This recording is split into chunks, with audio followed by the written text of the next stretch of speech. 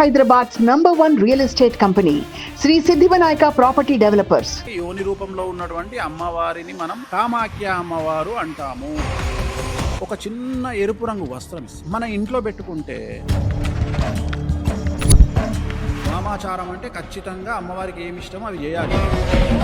మద్యము, మాంసము, మత్స్యము, సెక్స్. తంత్ర సాధకులను అఘోరాలనొచ్చు, పాండాలనొచ్చు, శక్తి రూపులనొచ్చు, వేణుస్వామి అవ్వచ్చు, కామాఖ్య, వరదే దేవి, నీలపర్వతవాసిని, తమ్దేవి, జగన్, అలాంటి శక్తులు నాకు శక్తులు కూడా వస్తాయి. ఇంత సెలబ్రిటీ స్టేటస్ వస్తుందని ఎప్పుడన్నా అనుకున్నారా మీ జీవితంలో? మౌత్ పబ్లిసిటీ మించిన పబ్లిసిటీ ప్రపంచంలోనే ఉండదు. సో నా జీవితంలో అది జరిగింది. తెలంగాణలో చావు జరిగితే ఆ ఇంట్లో ఆడవాళ్ళకు కూడా మంది. తెలంగాణ సాంప్రదాయం ప్రకారం పంతుళ్ళు కూడా నాన్ వెజ్ తింటారు. బడా వ్యాపారవేత్తలు వాళ్ళ కుటుంబాల్లో ఏదైనా పెళ్లి జరిగినప్పుడు బిజినెస్ ప్రారంభోత్సవాలకి డబ్బులు ఇచ్చి మరీ పిలిపిస్తున్నారు. అంటే వాళ్ళ ఉద్దేశం ఏంటంటే అమ్మవారు వచ్చి బ్లెస్సింగ్స్ ఇస్తుంది అని నన్ను పిలిచి ఆశీర్వదించమని అడగడం. సెలబ్రిటీస్ ఈపులో కొట్టించుకుంటారు, మాతో ఈపు మీద కొట్టించుకుంటారు. ఆ పూజ పేరున శ్మశాన బలి అని. యోని పూజ, యోని పూజ, యోని పూజ, యోని పూజ, యోని పూజ. తీరా కామాఖ్యకు పోయిన తర్వాత ఏమైంది? యోనికే పూజ చేస్తున్నాం అనే విషయం జనాలకు అర్థమైంది. ఇక్కడ బలులు లేవు, బలులు లేవు, బలులు లేవు అని చెప్పడం వల్ల ఏమైంది? స్టార్ట్ అయ్యేదే దున్నపోతు బలి కదా. ఒక ప్రొడ్యూసర్ సినిమా ఫెయిల్ కాగానే కొంతమంది ప్రొడ్యూసర్లు కూర్చొని దావతులు చేసుకునే సంస్కృతి బాలీవుడ్ లో మరీ ఘోరం. ఒక హీరోయిన్ సినిమా హిట్ అయ్యింది అంటే చందాలు వేసుకొని మరీ బ్లాక్ మ్యాజిక్ చేపిస్తారు. స్ట్రైట్ క్వశ్చన్, మీరు నాకు శత్రువు, మీరు నాకు మిత్రుడు అవ్వాలి, మీరు పూజ చేస్తారా? ఓం హ్రీం బగలాముఖి మమ సర్వదుష్టానాం ముఖం పదం స్తంభయ. ఏదంటే అది జరుగుతుంది, ఏదంటే అది జరుగుతుంది. ఎదురుగా డెడ్ బాడీ దహనం అవుతుంటే పూజ చేస్తాం. చావు పుట్టుక ఎప్పుడో నిర్ణయం అయిపోయింది, మనం దాన్ని ఫాలో అవుతాం అనేది అది నిజం. నీకు నిజం, నాకు కాదు. అంటే ఇప్పుడు చావును కూడా ఆపగలరా? మీరు చేస్తుంది బిజినెస్, సోషల్ సర్వీస్? బిజినెస్ చేస్తా, బిజినెస్ చేస్తా, బిజినెస్ చేస్తా. నేను ఏదైనా చేయగలుగుతా. హాయ్, హలో, నమస్తే. This is Suvarna. Welcome to Suman TV. So right now నాతో పాటు ఉన్నారు అంటే ఆయన ఏం మాట్లాడితే అది వైరల్, ట్రెండింగ్ అనమాట. బేసిక్గా ఆస్ట్రాలజర్ అనగానే ఆయన పేరే గుర్తొస్తుంటుంది. సెలబ్రిటీ స్టేటస్ని ఎంజాయ్ చేస్తున్నారని కూడా చెప్పొచ్చు. 2 తెలుగు రాష్ట్రాలు ఆయన ఏం మాట్లాడతారు అని ఎదురు చూసేవాళ్ళు ఉన్నారు, ఆయన ఏం మాట్లాడితే వైరల్ చేద్దామని చూసేవాళ్ళు కూడా ఉన్నారు. సో రైట్ నౌ మనతో పాటు ఉన్నారు ప్రముఖ ఆస్ట్రాలజర్ వేణుస్వామి గారు. ఆయనతో మాట్లాడదాం. నమస్కారం గురుగారు. నమస్తే తల్లి. ఓం నమో వెంకటేశాయ. వెంకటాద్రి సమం స్థానం బ్రహ్మాండే నాస్తికించిన వెంకటేశ సమోదేవో న భూతో న భవిష్యతి. ఫస్టే ఒక ర్యాపిడ్ ఫైర్ లాగానే ఒక కౌంటర్ ఇచ్చే క్వశ్చన్. యాక్చువల్లీ సెలబ్రిటీలకి కొన్ని సినిమాలు చేస్తే స్టార్డమ్ వస్తుంది, బిజినెస్లు చేసే కొద్దీ బిజినెస్ మ్యాన్స్కి సక్సెస్ వస్తుంది. బట్ ఇప్పుడు 2 తెలుగు రాష్ట్రాలలో ఒక సెలబ్రిటీ స్టేటస్ని ఎంజాయ్ చేస్తూ ప్రముఖ ఆస్ట్రాలజర్ వేణుస్వామి అనే మాటలు వింటూ ఉన్నాం. ఇంత సెలబ్రిటీ స్టేటస్ వస్తుందని ఎప్పుడన్నా అనుకున్నారా మీ జీవితంలో? నేను అనుకున్నాను, నా జాతకంలో ఉంది ఆ యోగము. సో జనరల్గా రవి బుధులు కలిసి ఉంటే మనకు గుర్తింపు వస్తుంది. కానీ ఇంతకు ముందున్నటువంటి సమాజము, social media, main stream media వేరు, ఇప్పుడున్నటువంటి మెయిన్ స్ట్రీమ్ మీడియా వేరు. ఒకవేళ ఇదే ఊపు కనుక ఇదే మీడియా 1990లో ఉండుంటే పరిస్థితి వేరే రకంగా ఉండేది. ఎందుకంటే కనీసం 1500 సినిమాలకు ముహూర్తాలు పెట్టినటువంటి వ్యక్తిగా అప్పుడున్న ట్రెండ్ వేరు, అప్పుడున్నటువంటి జనరేషన్ వేరు.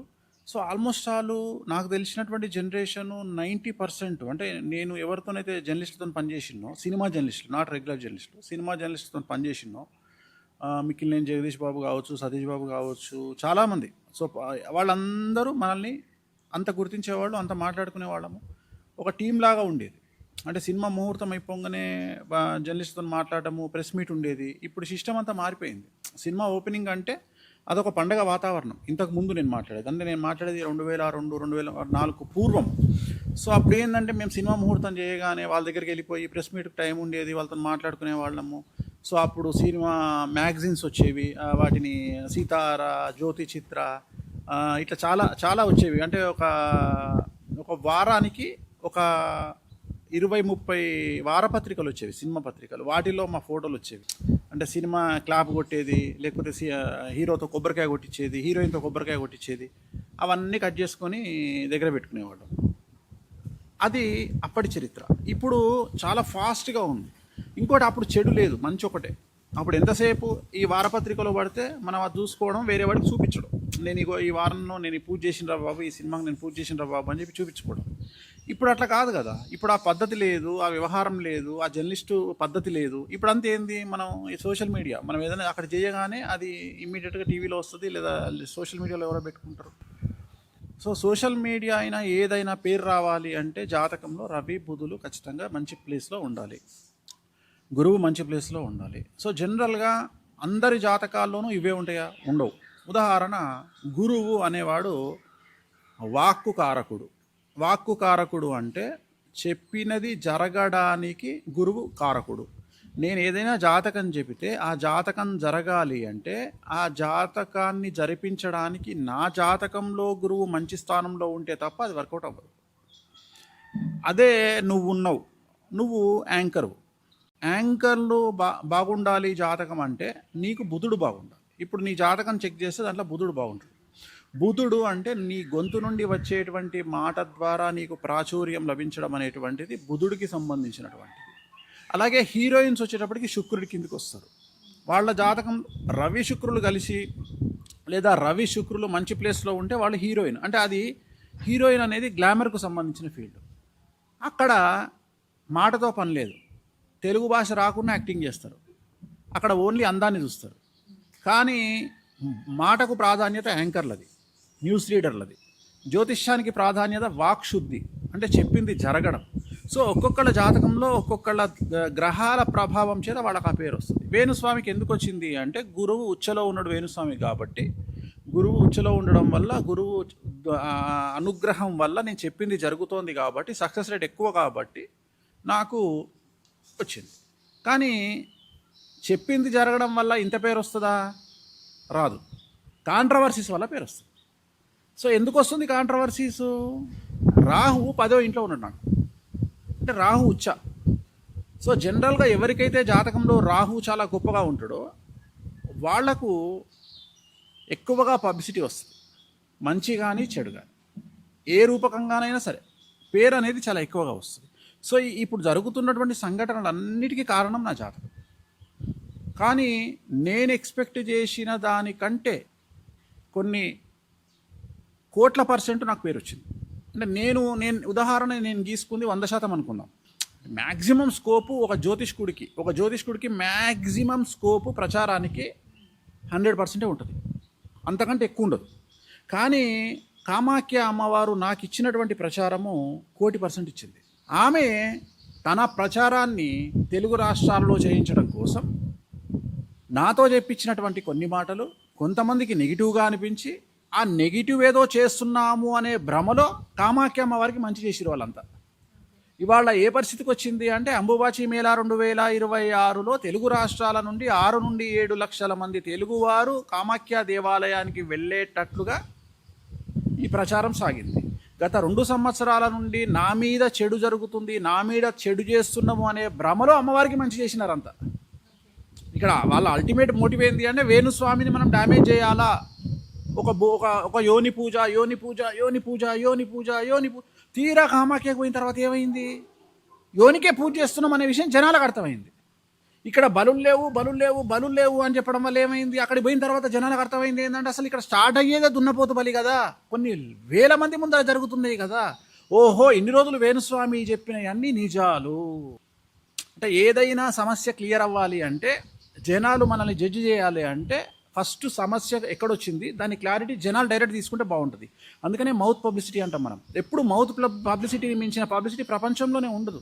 ప్రమోషన్స్ కూడా చేయలేము, మనం సినిమా ప్రమోషన్స్ కూడా చేయలేము. సో నా జీవితంలో అది జరిగింది. నాకేమైంది అంటే, అసలు కామాఖ్య గురించి మాట్లాడుతున్నాడు, తెలుసుకుందాం ఏందో సంగతి, కామాఖ్య పోయి చూద్దాం అని చెప్పి పోయే జనాలు ఎక్కువైపోయి ఏ క్రేజ్ వచ్చింది అంటే, ఇవాళ కామాఖ్య అమ్మవారి దేవాలయంలో ఇచ్చే ఒక గుడ్డ ముక్క, చిన్న బట్ట ముక్క, అది మొత్తం 2 తెలుగు రాష్ట్రాలలో విపరీతమైన క్రేజ్కు దారితీసింది. కానీ ఇక్కడ చూస్తే, ఇక్కడ తెలుగు వాళ్ళకి 2 తెలుగు రాష్ట్రాల్లో ఒకప్పుడు మీరు అన్నట్టు కామాఖ్య అమ్మవారి గురించి ఏ విశేషాలు తెలియదు. మీరు మాట్లాడడం మొదలుపెట్టిన తర్వాతే తెలుసుకోవడం జరుగుతోంది. మెయిన్గా ఏంటంటే, కామాఖ్య అమ్మవారి టెంపుల్ అనగానే రీసెంట్గా ఒక 2 విషయాలు తెలుసుకోవాలంది గురుగారు.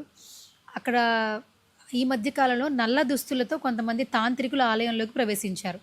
అసలు నిజంగానే వాళ్ళు నిజమైన తాంత్రికుల, ఇప్పటికీ కూడా సోషల్ మీడియా అప్డేట్ అయిన తర్వాత కూడా ఈ తాంత్రిక వ్యవస్థను నమ్మాలా? తాంత్రిక పూజలు జరుగుతున్నాయా? ఏం చెప్తారు? ఇప్పుడు ఒక క్లారిటీ అమ్మా, ఇప్పుడు నీలాంటి వాళ్ళు కూడా కొద్దిగా అప్డేట్ అయి మాట్లాడాలా, నాలెడ్జ్ పెంచుకోవాలి. తాంత్రిక పూజలు అని వేటిని అంటారు అంటే తంత్ర మార్గంలో జరిగేటువంటి వాటిని తాంత్రిక పూజలు అంటారు. అసలు పూజల గురించి జనాలకు ఏమి అవగాహన ఉందని నేను అనేది, బావిలో కప్ప కూర్చొని ఏమనుకుంటుందట, ఇది అమెరికా, ఈ మూలలు కూర్చుంటుందట, బావిలో రౌండ్ ఉంటుంది కదా బావి, ఆ బావిలో కూర్చొని ఇగో ఇది అమెరికా, ఇది జపాన్, ఇది చైనా, ఇది యుక్రెయిన్ అని దానికి అదే అనుకుంటుందట. అనుకొని నేను ప్రపంచంలో తిరిగి వచ్చినా అనుకుంటుందట. అది జీవితంలో ఎప్పుడైనా డబ్బులు ఖర్చు పెట్టుకొని భక్తి మార్గంలో నీకు ఆ యాత్రలు చేస్తే నీకు ఆ క్లారిటీ వస్తుంది. జనాలకు ఏం లేకుండా నీ ఇష్టం వచ్చినట్టు బట్టగాల్చి మీదేస్తా అంటే, జీవితంలో ఎప్పుడన్నా హైదరాబాద్ నుండి కామాఖ్య దేవాలయానికి పోతే కామాఖ్యలో ఏమవుతుందో తెలుస్తుంది. రైట్, అసలు తంత్ర మార్గం అంటే ఏంది? శ్రీకాళహస్తికి ఎప్పుడన్నా పోయినావా? రావుకేతో పూజ చేయించుకున్నావా? ఏమేమి ఇచ్చిర్రు నీకు అక్కడ? పసుపు కుంకుమ కలిపి పూజ చేసిర్రా? నాగ సర్పాలు పెట్టిర్రా? నిమ్మకాయలు పెట్టిర్రా? అది కూడా తంత్ర మార్గమే. తంత్రము అంటే క్రియ, తంత్రము అంటే క్రియ, మంత్రము అంటే మంత్రము. నువ్వు అబ్జర్వ్ చేయి, పసుపు కుంకుమ దక్షిణాచారంలో వేరు చేసి వాడతారు కదా, వేరు చేసి వాడతారు కదా. మళ్ళీ అడుగుతున్నా, అందుకనే వేరు చేసి వాడతారు కదా. మరి తెలుగు రాష్ట్రాలల్లో ఒక దేవాలయంలో పసుపు కుంకుమను రెండుగా కలిపి పూజ చేసే విధానము ఒక్క శ్రీకాళహస్తిలోనే ఉంది కదా, ఉన్నదా లేదా? నిమ్మకాయలు ఎందుకు వాడతారు? అసలు నిమ్మకాయలు వాడేటువంటి పూజా విధానం ఎక్కడన్నా మనం చూసినామా ఇప్పటి వరకు? మనం ఎప్పుడు చూసినా ఏం చూసినాము? నిమ్మకాయలు దిష్టి తీసేటప్పుడు కోసి పక్కకు పారవేసినాము, కానీ ఎప్పుడు నిమ్మకాయల పూజలో వాడలా. సో నిమ్మకాయలు కామాఖ్యలో వాడుతున్నాం మనం, సో శ్రీకాళహస్తిలో వాడుతున్నాం. సో ఇక్కడ తంత్ర మార్గము అనగానే అదేదో పెద్ద దొంగతనము, అదేదో లంగతనము అనేటువంటి ప్రచారానికి తీసుకొచ్చిన వాళ్ళను క్వశ్చన్ చేయాల్సింది ఏంటంటే, నాలెడ్జ్ ఉంటే క్వశ్చన్ చేయండి, క్వశ్చన్ చేసే దమ్ముంటే క్వశ్చన్ చేయండి, లేదు ChatGPTని అడగండి. వామాచారం అంటే ఏంది, తంత్ర మార్గం అంటే ఏంది, అది చాలా నాకంటే బాగా విశదీకరిస్తుంది వామాచారం అంటే ఏంది అనేది. ఇక్కడ అంబుబాచి మేళా అనేటువంటిది ఏంటంటే, అమ్మవారికి రక్తస్రావం జరుగుతుంది. అంటే రజస్వల సమయం అది. ప్రతి సంవత్సరము ఒక ప్రత్యేకమైన నక్షత్రములో ఆ సమయంలో 4 రోజుల పాటు అమ్మవారి మనము ఇంకా ముఖ్యమైన విషయం ఏంటంటే, మనం పూజించేటువంటి దశమహావిద్యలన్నీ కూడా యోని రూపంలో ఉంటాయి, యోని రూపంలోనే ఉంటాయి. అమ్మవారికి ఎక్కడ కూడా విగ్రహారాధన లేదు. 10 దేవతలు ఉన్నారు అక్కడ. 10 దేవతలు దశమహావిద్యలు అంటారు. దశ మహావిద్యలు వేరు, దశ రూపాలు వేరు. మనకు తెలుగులో మన హిందూ సాంప్రదాయంలో దశ అవతారాలు ఉన్నాయి, కానీ ఇక్కడ మనం అవతారాల గురించి మాట్లాడుకోవట్లా. దశ అవతారాలు విగ్రహ రూపంలో ఉంటాయి. నేను చెప్పే దశ మహావిద్యలు, మహావిద్య ఇది యోని రూపంలోనే ఉంటాయి. ఈ 10 మహావిద్యలు ఒక్కొక్క అమ్మవారు ఒక్కొక్క విజయాన్ని ఇవ్వడానికి వెలిసినటువంటివి, ఏర్పడ్డటువంటివి. రెండవది, ఇక్కడ ఎక్కడ కూడా క్రియేట్ చేసి ప్రత్యేకంగా ప్రతిష్ఠించినటువంటి అమ్మవార్లు కాదు. అమ్మవారి పార్వతీదేవి సతీదేవి యొక్క యోని రూపము డైరెక్ట్ నీలాచలము అనేటువంటి కొండ మీద పడి, అది ఇంకా 9 ముక్కలు కాబడి మొత్తం 10 ముక్కలతోటి యోని రూపంలో ఉన్నటువంటి అమ్మవారిని మనం కామాఖ్య అమ్మవారు అంటాము. కామము అంటే ఎదవలు ఆలోచించినట్టుగా కామము అంటే చెడు ఆలోచన కాదు. కామము అంటే కోరిక మాత్రమే. మానవులు కోరుకునేటువంటి కోరికను కామము అంటారు. కొంతమంది ఎదవనా కొడుకులు కామాన్ని తీసుకుపోయి, కామము అనే దాన్ని తీసుకుపోయి, ఆ కోరికను తీసుకుపోయి అటాచ్ చేసారు. కామము అంటే కోరిక మాత్రమే. ఈ కోరికను తీర్చున్నటువంటి అమ్మవారి పేరు కామాఖ్య అమ్మవారు. సూపర్, చాలా చక్కగా చెప్పారు. ఇప్పటి వరకు ఇంత ఎక్స్ప్లెనేషన్ ఇంకా చెప్తున్నా, నువ్వు అడిగిన దానికి ఆన్సర్ కూడా కంప్లీట్ చేస్తా. సో ఇక్కడ నువ్వేమడిగినావంటే నల్ల బట్టలు వేసుకొని వచ్చినారు అని అడిగినావు. సో ఇక్కడ నల్ల బట్టలు వేసుకొని వస్తారు, ఎర్ర బట్టలు వేసుకొని వస్తారు. కామాఖ్య అమ్మవారికి ప్రతిరూపమైనటువంటి రంగు ఎరుపు, బగాలముఖి అమ్మవారికి ప్రతిరూపమైనటువంటి రంగు పసుపు. నువ్వు అబ్జర్వ్ చేస్తే వారములో 6 రోజులు నేను రెడ్ కానీ ఎల్లో కానీ ఇస్తాను. నువ్వు అబ్జర్వ్ చేస్తే నేను ఆ డ్రెస్ తప్ప వేరే డ్రెస్ వెయ్యా. ఇప్పుడు కూడా ఎరుపు ఉంది నా ఒంటి మీద. ఈ ఎరుపు అనేటువంటిది కామాఖ్య అమ్మవారికి ప్రతీక. అమ్మవారికి ఇష్టమైన రంగు ఇది, కామాఖ్య అమ్మవారి రంగు. ఎల్లో అనేది బగాలముఖి అమ్మవారికి రంగు. సో నలుపు అనేది కొంతమంది కాళీ రూపానికి ప్రతీక, కాళికాదేవి రూపానికి ప్రతీక. సో ఇక్కడ ఏ తంత్ర సాధకుడైనా ఇక్కడ తంత్ర సాధకులను అఘోరాలనొచ్చు, పాండాలనొచ్చు, శక్తి రూపులనొచ్చు, వేణుస్వామి అవ్వచ్చు, సాధన చేస్తాడు కాబట్టి నేనవ్వచ్చు. సో ఇక్కడ అమ్మవారిని సాధన చేసేటువంటి వామాచారంలో, అండర్లైన్ వామాచారం అంటే ఖచ్చితంగా అమ్మవారికి ఏమి ఇష్టమో అవి చేయాలి. అంటే మద్యము, మాంసము, మత్స్యము, ముద్రలు, ఇవి 5. ఈ 5 లేకుండా అమ్మవారి సాధన లేదు. ఈ 5 చేస్తేనే అమ్మవారు అక్కడ సిద్ధిస్తుంది. సో ఇవి లేకుండా మేము అమ్మవారికి పాయసం పెడతాము, పూలు పెడతాము, సెకండరీ, వాళ్ళ గురించి నేను మాట్లాడట్లా. సో అలాంటి వారు అమ్మవారికి ఎప్పుడైతే ఈ ఋతుస్రావం అనేది జరుగుతుంటుందో ఆ సందర్భంలో దేవాలయాన్ని మొత్తం పూలతో అలంకరించి లోపల, దేవాలయం లోపల యోనిపీఠం 3 ఉంటాయి. ఆ 3 అమ్మవార్ల యోనిల మీద ఒక బట్ట పరుస్తారు, పసుపు బట్ట, ఎరుపు బట్ట. ఆ బట్టను మొత్తం దాంట్లో వేసేస్తారు, కట్టలు కట్టి. వేసినప్పుడు అమ్మవారికి ఆ ఎరుపు రంగులో వచ్చినటువంటి స్రావము అది ఈ బట్టను మొత్తం తడిపేస్తుంది. తడిపిన తర్వాత మిగిలినటువంటి స్రావము బ్రహ్మపుత్ర నదిలో కలుస్తుంది. సో ఎప్పుడైతే ఈ ద్వారబంధనం జరిగిందో, ఈ ద్వారబంధనం జరిగినప్పుడు చాలా విపరీతమైనటువంటి శక్తులు అమ్మవారి దేవాలయంలో ఉంటాయి అని తంత్ర సాధకుల యొక్క నమ్మకము. సో అందుకని వీళ్ళు ఏం చేస్తారు, బగలాముఖి సంబంధించినటువంటి మంత్రాన్ని కానీ, వారికి నచ్చినటువంటి దశమహావిద్యల మంత్రాన్ని కానీ వీళ్ళందరూ కూడా జపిస్తూ దేవాలయం చుట్టూ కూర్చొని ఉంటారు, లేదా దేవాలయం చుట్టూ పరిక్రమ చేస్తారు. అంటే ఒక 3, 10, 40 వాళ్ళ ఇష్టాన్ని బట్టి మంత్ర సాధన చేస్తూ కామాఖ్య వరదే దేవి నీలపర్వతవాసిని తం దేవి జగన్మాత యోనిముద్రే నమోస్తుతే, ఇది మూలమంత్రం. ఈ మంత్రాన్ని అమ్మవారి మంత్రాన్ని జపిస్తూ సో కొండ చుట్టూ, అమ్మవారి దేవాలయం చుట్టూ తిరుగుతారు. తిరిగినప్పుడు వారికి కొన్ని శక్తులు వస్తాయి. ఏం శక్తులు వస్తాయి? నేను ఎలాగైతే నేను చెప్పింది జరగాలి అని నేను కోరుకుంటానో ఒక జ్యోతిష్కుడిగా, అలాంటి శక్తులు నాకు వస్తాయి. అట్లనే అవే శక్తులు వస్తాయి. అమ్మవారి కామము, కోరిక, ఇది నా కోరిక, ఈ కోరికను ఆ టైంలో అమ్మవారు తీరుస్తుంది.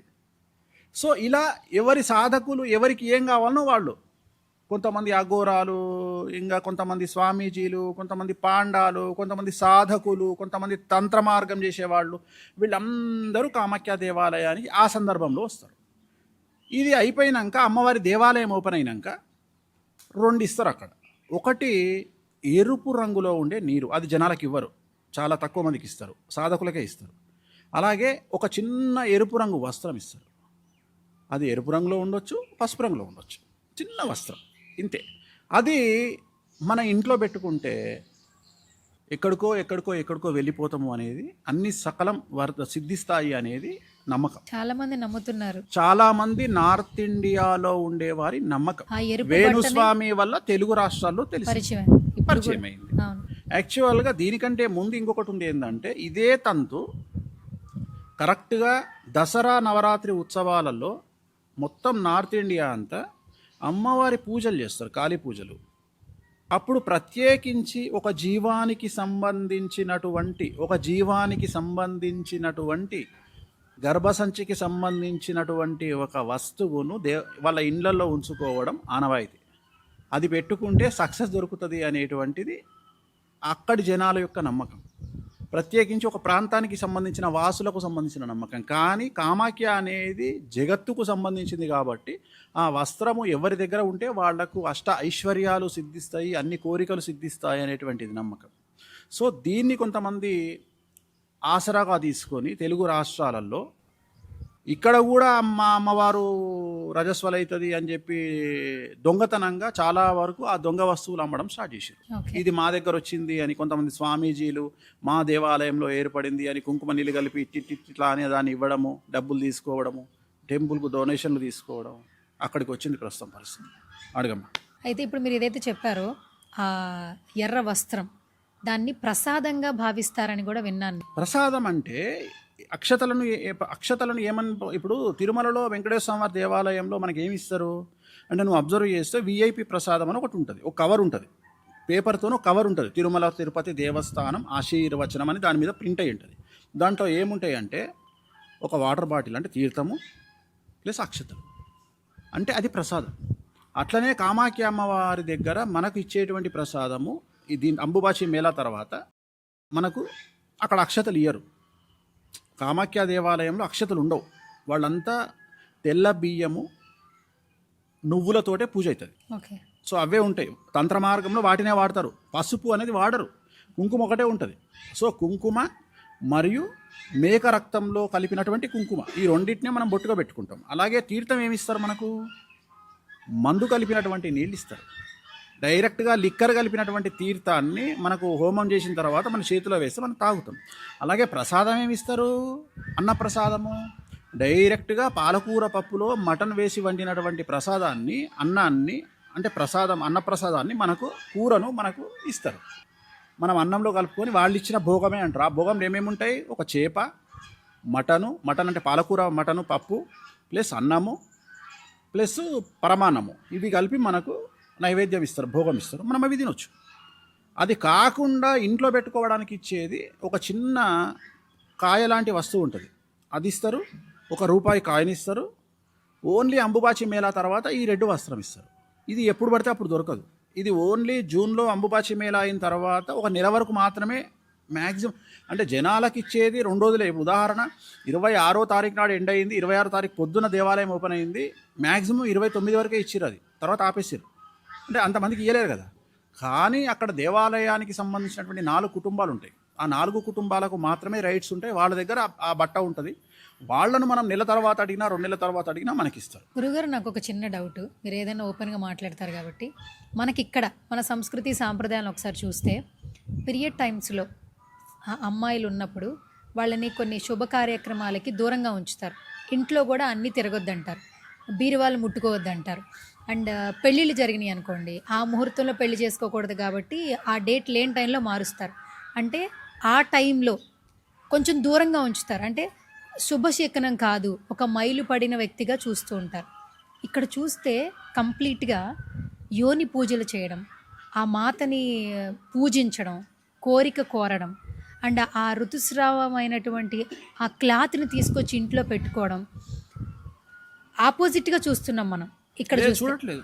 ఇక్కడ చూస్తే ఎక్కడ టైంలో ఎక్కడ లేదు. ఇది నిజంగా మనం నేర్పియక మనం దొంగనా కొడుకులం కదా. మనకు సాకులు కావాలి. మనం పూజించేటువంటి శివుడు ఏ ఆకారంలో పూజిస్తున్నాము చెప్పమ్మా? లింగాకారం అంటే తెలుసు కదా. మరి భర్తను లింగాకారంలో పూజిస్తున్నాము, భార్యను ఏ ఆకారంలో పూజిస్తున్నాము? యోని రూపంలో. అంటే ఇక్కడ యాక్చువల్గా హిందూ మతం ఏం చెప్తుంది?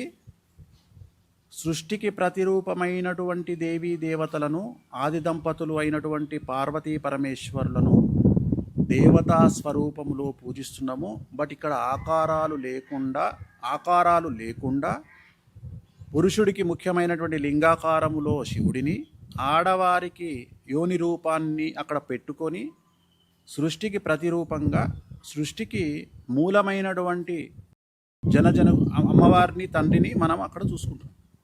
సో ఇది సంస్కృతిని, సాంప్రదాయాల్ని, పద్ధతిని నేర్పించడానికి ఉపయోగపడేటువంటి ఒక పద్ధతి, ఒక ఆచారం.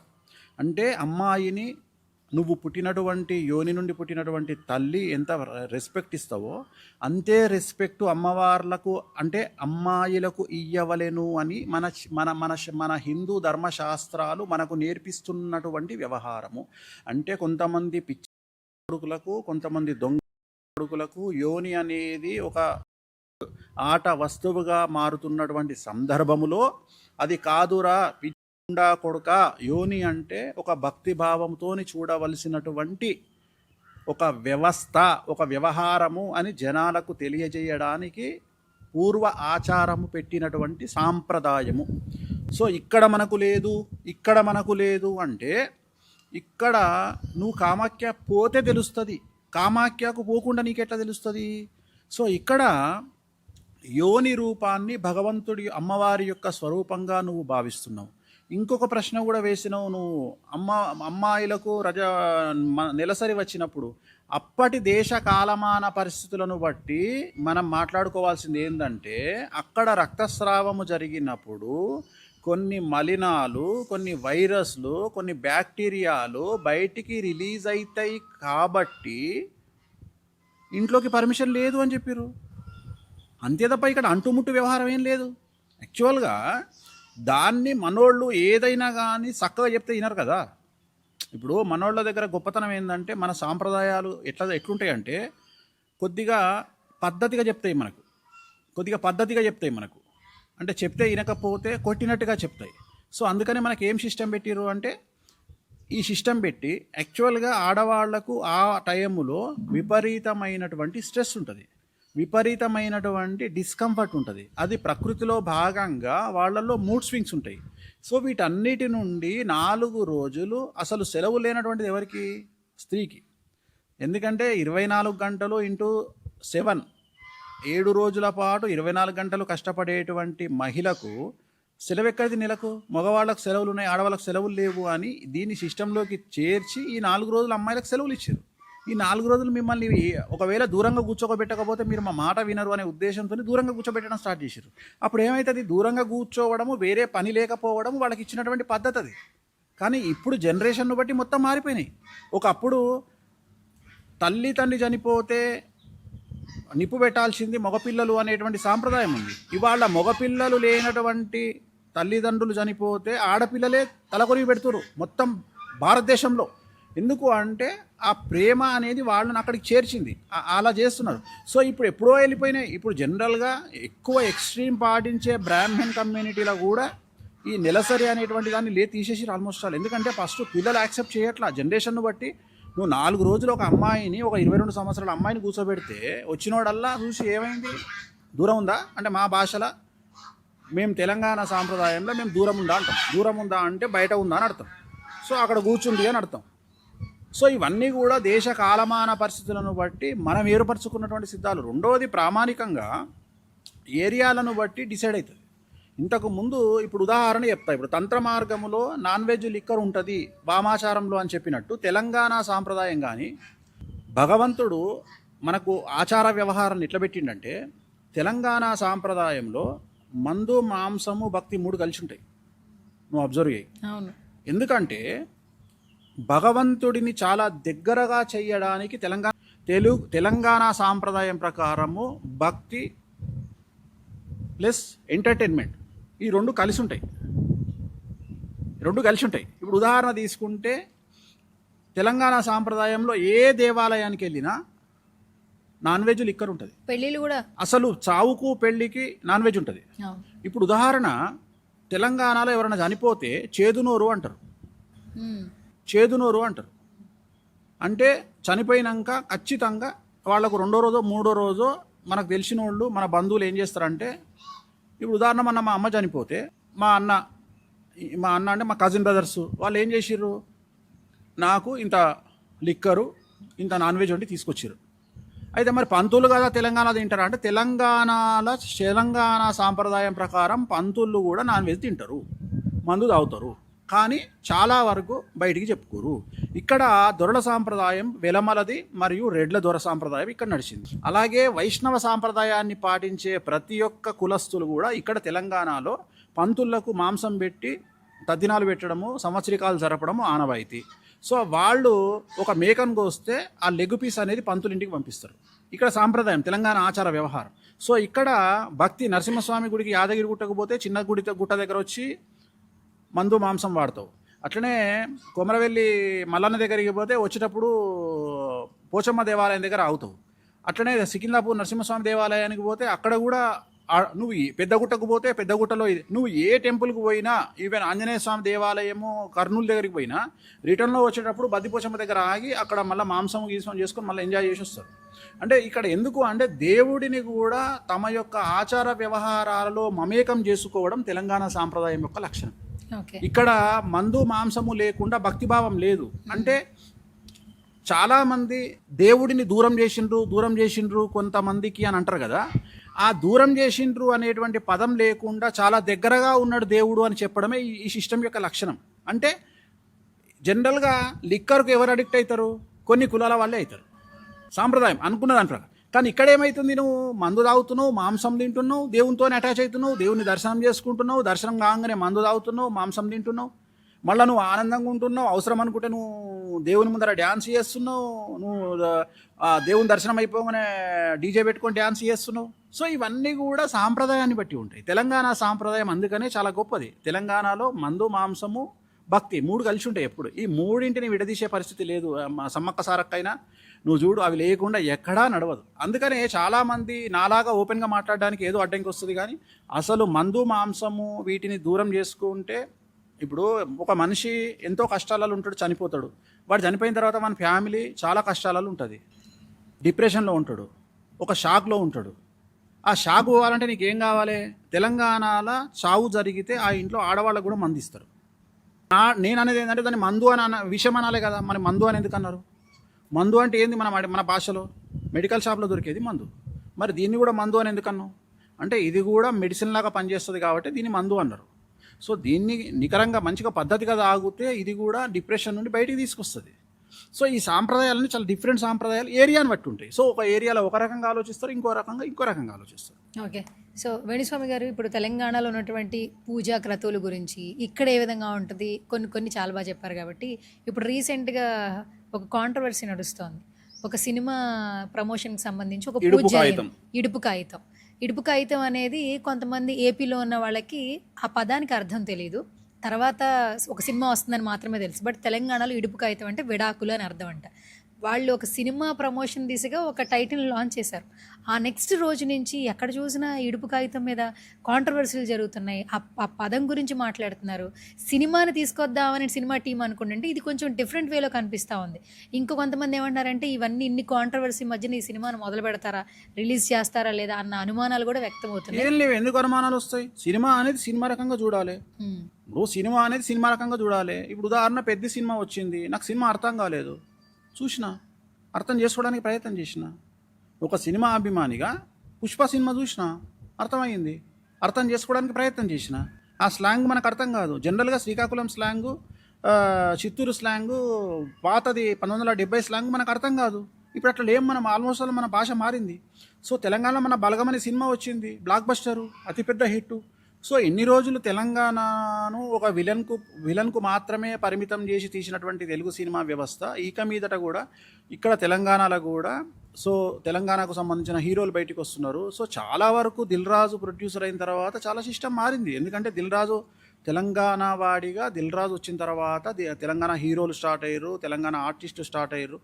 అట్లనే తెలంగాణ సినిమాలు కూడా కల్చర్ అనేటువంటిది స్టార్ట్ అవుతుంది. ఇప్పుడు నాకు తెలిసినటువంటి కొంతమంది ప్రొడ్యూసర్లు కూడా ఇప్పుడు సినిమా తీయబోతున్నారు. మన ఏమంటారు, పోతురాజు అని ఒక సినిమా రాబోతుంది. సో తెలంగాణ కల్చర్ మీద చాలా సినిమాలు వస్తున్నాయి. నేను అనే పాయింట్ ఏంటంటే సినిమా అనేది సినిమానగానే చూడాలి. రెండోది, ఇక్కడ విమర్శ అనేది ఎట్లుంది అంటే, ఇడుపు కాగితము అనేది it is very easy to know. అంటే నేను ఏమంటున్నా అంటే, ప్రతి భాషలోనూ ప్రతి యాసలోనూ చాలా రకాల అర్థం చేసుకునే విధానము మనకు అర్థం కాకపోవచ్చు. కొంతమంది స్పీడ్గా మాట్లాడతారు, ఒక్కొక్క భాష స్పీడ్గా యాస ఉంటుంది. శ్రీకాకుళంలో మాట్లాడే యాస మనకు అర్థం కాదు, బట్ అర్థం చేసుకోవడానికి ప్రయత్నం చేస్తాం. అట్లనే నెల్లూరు యాస ఒక టైపులో ఉంటుంది. రెండోది ఏంటంటే, ప్రతి భాష ప్రతి రాష్ట్ర బార్డర్లోనూ మారుతుంది. ఉదాహరణ, చిత్తూరు మనము తమిళనాడు బార్డర్కి పోతే వాళ్ళు తమిళ్, తెలుగు 2 మాట్లాడతారు, ఆ యాస వేరే ఉంటుంది. అలాగే బెంగళూరు, కర్ణాటక మరియు ఆంధ్ర ప్రాంతానికి పోతే ఆ యాస వేరే ఉంటుంది. అట్లనే మహారాష్ట్ర, ఇప్పుడు తెలంగాణ, మా బార్డర్లో తెలంగాణ ఆదిలాబాద్ బార్డర్లో మా యాస ప్లస్ ఆ సిస్టమ్ వేరే ఉంటుంది. అట్లనే కర్నూలు బార్డర్కు పోతే రాయలసీమ మిక్స్ అవుతుంది. సో ఇది సహజం. ఇది ప్రతి 100 కిలోమీటర్లకు భాష దాన్ని రూపాంతరం మార్చుకుంటూ పోతుంది, దాని స్టైల్ మార్చుకుంటూ పోతుంది. ఈ మధ్యకాలంలో మీ గురించి ఒక మాట వినిపిస్తోంది. కొంతమంది బడా వ్యాపారవేత్తలు వాళ్ళ కుటుంబాల్లో ఏదైనా పెళ్ళిళ్ళు జరిగినప్పుడు బిజినెస్ ప్రారంభోత్సవాలకి డబ్బులు ఇచ్చి మరీ పిలిపిస్తున్నారు అని. ఇది ఎంతవరకు వాస్తవం? అంటే వామాచారం చేసేవాళ్ళు ప్రపంచంలో, భారతదేశంలో చాలా తక్కువ మంది. సో తెలుగు రాష్ట్రాలకు సంబంధించి వామాచారం చేసినటువంటి వ్యక్తిని నేను ఒక్కడనే. వామాచారం అంటే వాళ్ళ ఉద్దేశం ఏంటంటే, అమ్మవారు వచ్చి బ్లెస్సింగ్స్ ఇస్తుంది అని ఇక్కడ సిస్టమ్. జనరల్గా మాకు ఏమవుతుంది అంటే, ఇప్పుడు ఏదైనా కొత్త షాప్ ఓపెనింగ్ జరుగుతుంది, లేకపోతే ఏదైనా పెద్ద వ్యాపారం, ఉదాహరణ 5 స్టార్ హోటల్ ఓపెన్ అవుతుంది, లేకపోతే ఒక బిగ్ ఫ్యాట్ వెడ్డింగ్ జరుగుతోంది. సో వాటికి ఒక అమ్మవారిని ఆహ్వానించినట్లుగా సాధకుడిని ఆహ్వానిస్తారు. జనరల్గా జరిగేది ఇది. కాకపోతే తెలుగు రాష్ట్రాల్లో ఇది నోటీస్ లేదు ఇంతకుముందు. అంటే ఇది సంప్రదాయం అనేది మన సంప్రదాయం కాదు, ఇది నార్త్ ఇండియా సంప్రదాయం. ఇప్పుడు ఎలాగైతే మనకు అక్షయ తృతీయ అనేది మన సంప్రదాయం కాదు, మనం ఓన్ చేసుకున్నాం. అట్లనే ఇప్పుడు నార్త్ ఇండియా సాంప్రదాయం కూడా మన తెలుగు రాష్ట్రాల్లో వచ్చింది. దానికి ఏం చేస్తారంటే పెళ్ళిళ్ళకు నన్ను పిలిచి ఆశీర్వదించమని అడగడము. ప్లస్ ఇంకోటి ఏంటంటే ఖచ్చితంగా ఈ పెద్ద పెద్ద వాళ్ళు ఏం చేస్తారంటే సెలబ్రిటీస్ ఈపులో కొట్టించుకుంటారు మాతోని, ఈపు మీద కొట్టించుకుంటారు మాతోని. నువ్వు కామాఖ్య వెళ్ళు, కామాఖ్యలో పూజ అయిన తర్వాత అమ్మాయిలను కూడా కొడతారు ఈపులో. అంటే ఇట్లా నువ్వు దండం పెడతావా అయ్యగారికి, వంగుతావు కదా. జనరల్గా వంగినప్పుడు ఏం చేస్తారు, ఎక్కడ దేవాలయంలో అయినా అక్షతలు తీసేస్తారు కదా. కామాఖ్యలో ఏం చేస్తారంటే ఈ చైన్ ఇట్లా పెట్టి ఈపులో కొడతారు 2 సార్లు. ఇక్కడ ఉద్దేశం ఏంటంటే నీకున్నటువంటి నెగిటివ్స్ అని పోవడానికి అమ్మవారి సాధకుడిగా, అంటే మేమేం తంత్ర మార్గంలో మేము ఆలోచిస్తామంటే మా కడుపులో అమ్మవారు ఉంటుంది అనేది మేము నమ్ముతాం సిద్ధాంతాన్ని. మేము నమ్మి ఏం చేస్తామంటే ఈ అమ్మవారికి మంత్లీ ఫీడింగ్ ఇవ్వాలి కాబట్టి, అంటే డైలీ ఫీడింగ్ ఎట్లిస్తామో మంత్లీ ఫీడింగ్ ఇవ్వాలి కాబట్టి ఈ అమ్మవారి కోసం ఒక మటను ఇంత మందు తాగాలి అనేది మా తాంత్ర సాధనలో ఉంటుంది. నువ్వు అబ్జర్వ్ చేయి. అంటే ఇప్పుడు అఘోరాలు ఉన్నారు, అఘోరాలు నువ్వు అబ్జర్వ్ చేస్తే నువ్వు కాశీకి పోయినా ఎక్కడికి పోయినా అఘోరాలు ఏం చేస్తారు, ఖచ్చితంగా గంజాయి తీసుకుంటారు నువ్వు అబ్జర్వ్ చేస్తే.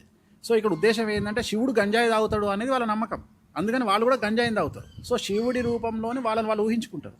అట్లనే మేము అమ్మవారిని ఎవరైతే సాధకులం ఉంటామో, మేము ఎవరైతే కామాఖ్యను దశమహావిద్యలను తంత మార్గంలో వామాచారంలో మేము ఆరాధిస్తామో మాకు కంపల్సరీ నాన్ వెజ్ లిక్కర్ అవసరం. సో వాళ్ళ ఉద్దేశం ఏంటి అంటే సెలబ్రిటీస్ కానీ పెద్ద పెద్ద వాళ్ళు కానీ బిగ్ ఫ్యాట్ వెడ్డింగ్లు చేసుకునే వాళ్ళు కానీ డబ్బున్న వాళ్ళు కానీ ఏమనుకుంటారంటే ఈ అమ్మవారే వచ్చింది అని భావించి పిలుచుకొని ఈపులో కొట్టించుకుంటారు.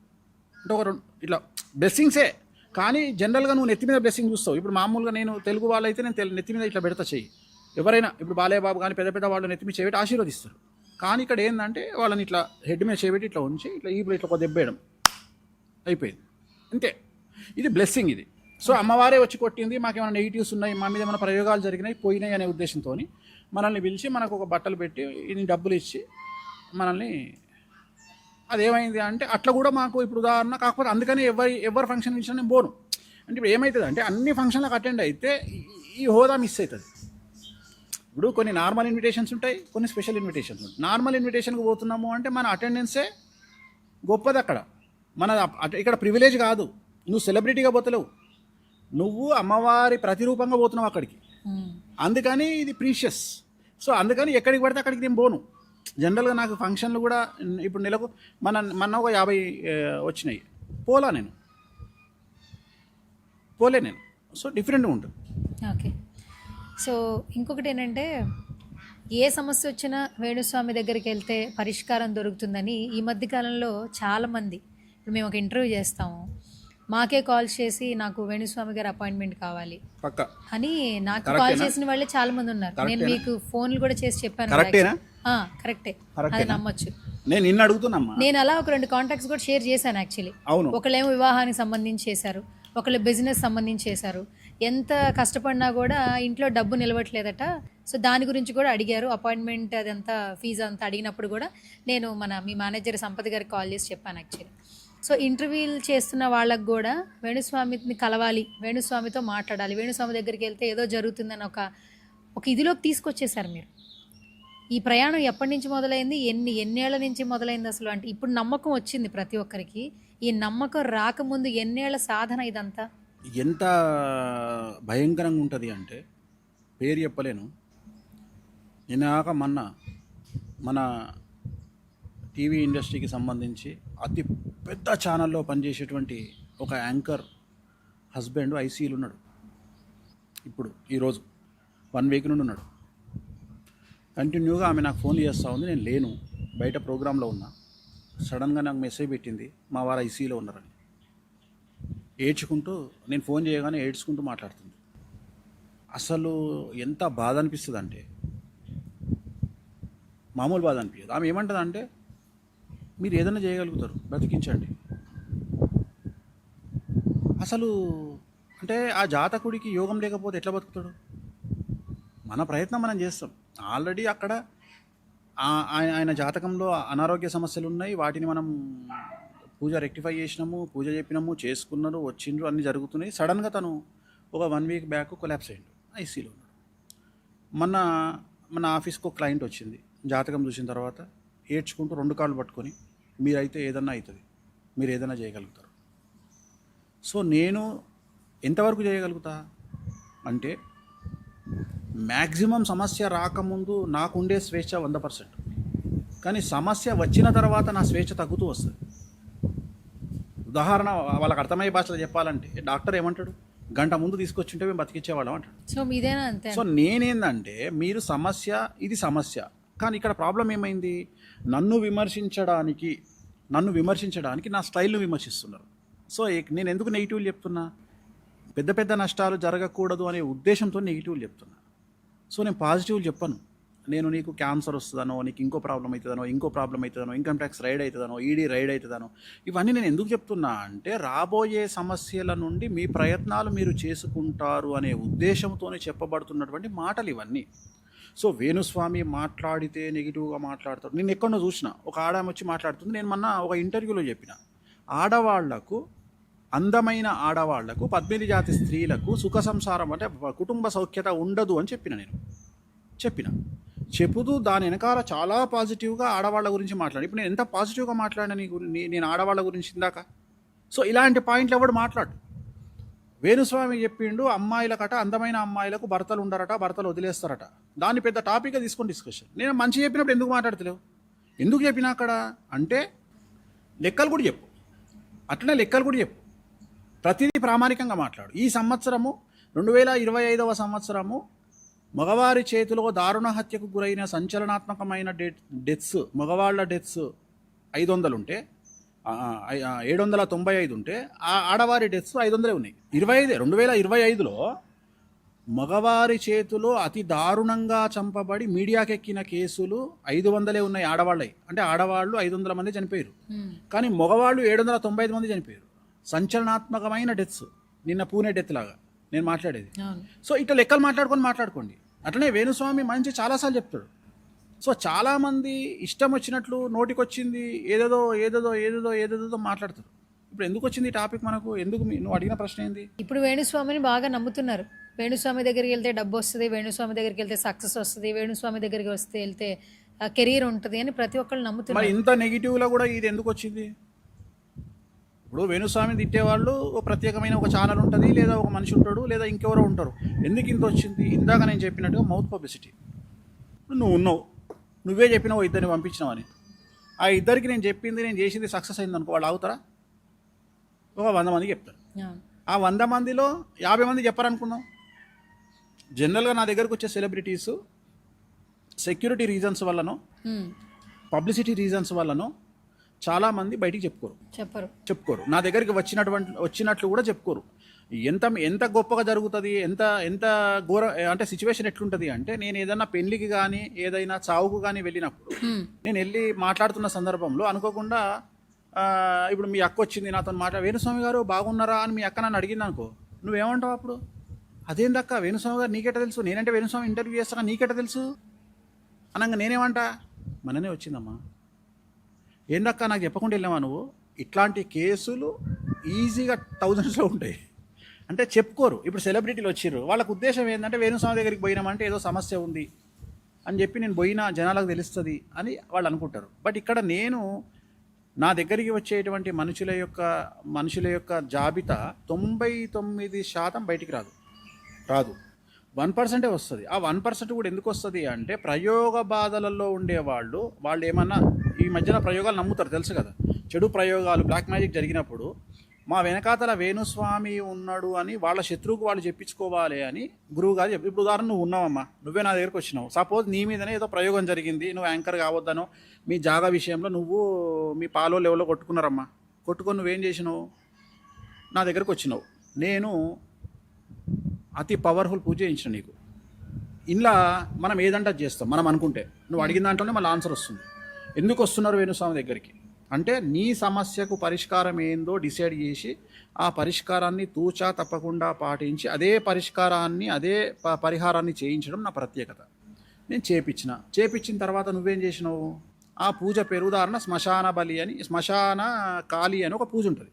ఆ శ్మశాన కాళీ అనే పూజ నీతో చేయించిన తర్వాత నువ్వేం చేస్తావు, టుడే మెట్ వేణుస్వామి డన్ శ్మశాన కాళీ పూజ అని నువ్వు రాసుకుంటావు, స్టేటస్లో పెట్టుకుంటావు. నీ ఉద్దేశం ఏంది? ఇది ఎవరు చూడాలనో వాడు చూడాలని పెట్టుకున్నావు. నిన్ను ఎవరైతే నీ ల్యాండ్ విషయంలో నిన్ను టార్చర్ పెడుతున్నారో వాళ్ళు ఈ ఫోటో చూడంగానే వాళ్ళు భయపడేది ఏంది? ఫస్ట్ వేణుస్వామి దగ్గరికి పోయింది అంటే వేణుస్వామి చేసే పూజలు మామూలు పూజలు కాదరా నాయన, మనం ఓడిపోతాం అని వాళ్ళకు భయం కలగాలి అని నువ్వు చేసినావు.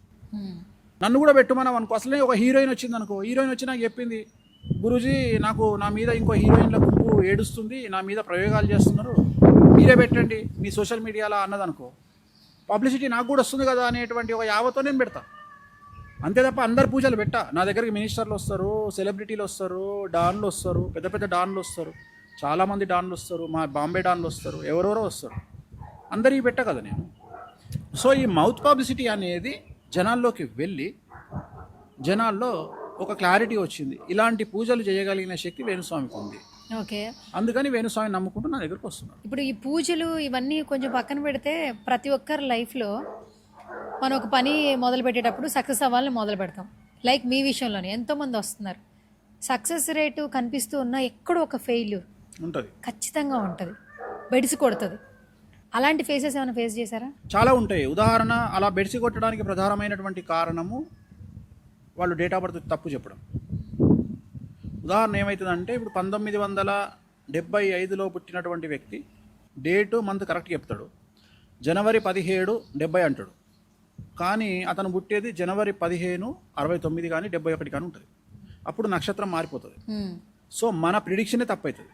సో నేను వేసుకున్న అంచనా అంటే ఎంత తేడా ఉంటుంది అంటే, ఒక హార్ట్ పేషెంట్ ఈసీజీకి హార్ట్ ప్రాబ్లం లేనటువంటి ఈసీజీకి ఉన్నంత తేడా వస్తుంది.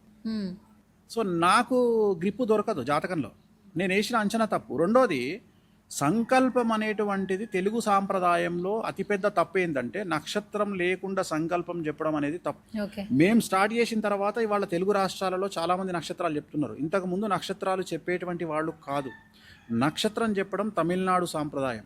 దాన్ని నేను నార్త్ ఇండియా కూడా పబ్లిసిటీ చేసిన. ఇవాళ కామాఖ్యలో కూడా నేను అందరు జనాలు నక్షత్రం రాస్తున్నారు. అది కూడా నా వల్లనే జరుగుతుంది. అంటే ఇప్పుడు నువ్వు వచ్చినావు, ఏదో ఉంది, పేరనేని గోత్రోద్భవస్య, చెట్ల గోత్రం, పేరినేని గోత్రోద్భవస్య మహేష్ బాబు నామధేయస్య మఖా నక్షత్ర జాతకస్య అంటే మహేష్ బాబుది మఖా నక్షత్రము, పేరినేని గోత్రము. ఇది క్లారిటీ. ఇట్లా నక్షత్రాలు కలిపి చెప్పడం అనేటువంటిది మా సాంప్రదాయం. అంటే మేము తమిళనాడు సాంప్రదాయాన్ని ఓన్ చేసుకొని ఇక్కడ నక్షత్రాలు చెబితేనే ఫలిస్తాయి అనేటువంటి ఉద్దేశంతో దీన్ని మేము సినిమా ఇండస్ట్రీలో ప్రయోగం చేసినాం. సినిమా ఇండస్ట్రీలో నక్షత్రాలు చెప్పకుండా ఎవరి గోత్రము చెప్పబడదు. ఖచ్చితంగా గోత్రముతో పాటు నక్షత్రం చెప్పవలసిందే. అట్లనే మేము పూజలు నిర్వహించుకున్నా మా నక్షత్రాలు చెప్పుకుంటాం. సో నక్షత్రం చెప్పినప్పుడు మాత్రమే రిజల్ట్ వస్తుంది, లేకపోతే రిజల్ట్ రాదు. అందుకని ఇక్కడ ఈ నక్షత్రాలు చెప్పి సిస్టమేటిక్గా పూజలు చేయించి రిజల్ట్ కూడా బాగా వస్తుంది. ఒకవేళ నేను నక్షత్రం తప్పు చెప్పింది అనుకో, రిజల్ట్ ఎట్లా వస్తుంది? రాదు. ఉదాహరణ, ఇప్పుడు ఉదాహరణ ఏదో మేషరాశి అశ్విని నక్షత్రము, అది మీనరాశి అయిందనుకో, రిజల్ట్ ఎట్లా వస్తుంది? అదొక ప్రాబ్లం. సో ఇలాంటి రెండోది ఏంటంటే, అన్నిటికంటే ముఖ్యం ఏంటంటే, ఈ వామాచారంలో ఈ పూజలలో నమ్మకం లేకపోతే ఫలించవు. నమ్మాలి ఫస్ట్. నువ్వు సరెండర్ అయ్యి దేవుని, నువ్వు అక్కడ సరెండర్ చేసుకో. నువ్వు దేవుడికి, నువ్వు ఈవెన్ వెంకటేశ్వర స్వామి దక్షిణాచారంలో కూడా వెంకటేశ్వర స్వామికి నువ్వు సరెండర్ అయితే ఆయన కూడా కాపాడతాడు. అట్లనే వామాచారంలో కూడా నువ్వు సరెండర్ అయిపో. అంటే ఇక నువ్వు సమర్పించుకో, ఇక నువ్వు చూసుకుంటావమ్మా, నాకేం లేదు, ఇక నాకు వద్దుగా, నేను చేసేది నేను చేస్తున్నా, ఇక నాకు నువ్వు ఉన్నావు, నాకు అమ్మవారు నువ్వు ఉన్నావు, నువ్వు చూసుకుంటావు అంతే. ఇప్పుడు నాకు కష్టం వచ్చినా నేను అమ్మవారి దగ్గరికి పోయి అదే చెప్పుకుంటా, అమ్మ నువ్వు చూసుకుంటావు, నాకు ఎందుకు ఇంకా లొల్లి. ఇప్పుడు ఇంతమందికి కష్టాలు వచ్చినప్పుడు తీర్చే నాకు కష్టం వస్తే అమ్మవారు ఊరుకుంటుందా? ఊరుకోదు. సో అట్లనే మీరు కూడా నా దగ్గరకు వచ్చే వాళ్ళు కూడా ఇక్కడ రెండు కావాలి. ఆల్రెడీ నమ్మి నా దగ్గరకు వస్తున్నారు. ఎందుకంటే నేను మొదలే చెప్తున్నా, నేను ఐఎమ్ నాట్ కమర్షియల్ అంటున్నా. రెండోది, నేను ఎక్కడ పబ్లిసిటీ చేసుకోనని చెప్తున్నా, నేను ఎక్కడ యాడ్ లేనని చెప్తున్నా, ఎక్కడ టీవీ ప్రమోషన్ కార్యక్రమాలు ఉండవని చెప్తున్నా. ఓన్లీ వేణుస్వామిని బ్యాటింగ్ చేసే కార్యక్రమాలే వస్తాయి టీవీలలో, వాటినే చూడండి. వేణుస్వామి మంచోడు కాదనుకోండి, వేణుస్వామికి నాలెడ్జ్ లేదనుకోండి. అయినప్పటికీ మీ జ్ఞానం మిమ్మల్ని అంగీకరిస్తే, మీ జ్ఞానం మీకు పర్మిషన్ ఇస్తే నా దగ్గరికి రండి. నా దగ్గరకు వచ్చి నన్ను నమ్మినప్పుడు నేను చెప్పే రెమెడీస్ కూడా నమ్మండి. నమ్మి నేను చేసిన కార్యక్రమాలు చూసుకోండి. But it will take time. Maybe ఒకళ్ళకు 3 నెలల పని చేసేది ఒకళ్ళకు 6 నెలలు పట్టవచ్చు. బట్ రిజల్ట్ అయితే ఉంటుంది. కానీ పర్సంటేజ్ మిస్ అవుతుంది. ఎక్కడ మిస్ అవుతుంది అంటే, ఉదాహరణ నేను ఒక 100 కేసులు నేను తీసుకుంటే ఒక 5 నుండి 8 కేసులు ఫెయిల్. ప్రతి 100లో 5 నుండి 8 కేసులు ఫెయిల్. అవి ఇంకా మానవ తప్పిదం కావచ్చు.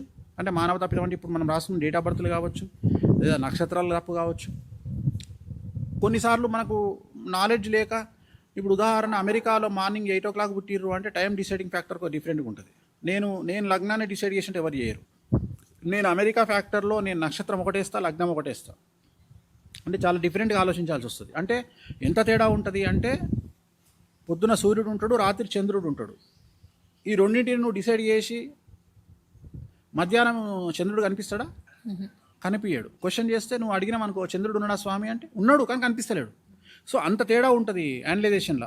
ఆ టైమింగ్ వేయడం వల్ల నక్షత్రం మారిపోతుంది. ఎందుకంటే 12 గంటల పాటు మనం ఒక సమయాన్ని మారుస్తున్నాము అంటే 12 6 2 అంటే 6 లగ్నాలు మారుతున్నాయి ఒక పుట్టినటువంటి మనిషివి. సో ఇలాంటి ఎక్కడైనా మిస్టేకులు జరిగినప్పుడు అచీవ్ చేయలేము. రెండవది, ఏదైనా మానవ తప్పిదం అచీవ్ చేయలేము. లేదు, నేను ఎక్స్పెక్ట్ చేసిన దానికంటే భయంకరమైన దరిద్రంగా ఉందనుకో, అవతల వ్యక్తి యొక్క జాతకం చాలా ఎక్స్ట్రీమ్ ఉందనుకో, అంటే ఇక మూర్ఖంగా పోతుండనుకో వాడు, ఇక మనం ఏం చేయలేము.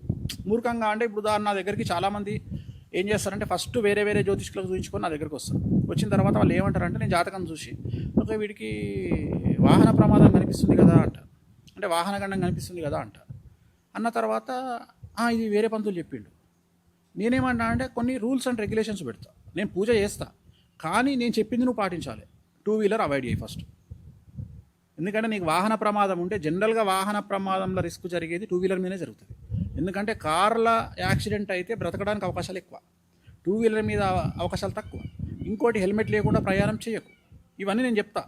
ఇంకా అవి కూడా వదిలేసి వాడు ఇంకా 180 స్పీడ్లో 2-wheeler మీద పోయిండు అనుకో ఎక్కడనో, ఇది మన స్వయంకృత అపరాధం.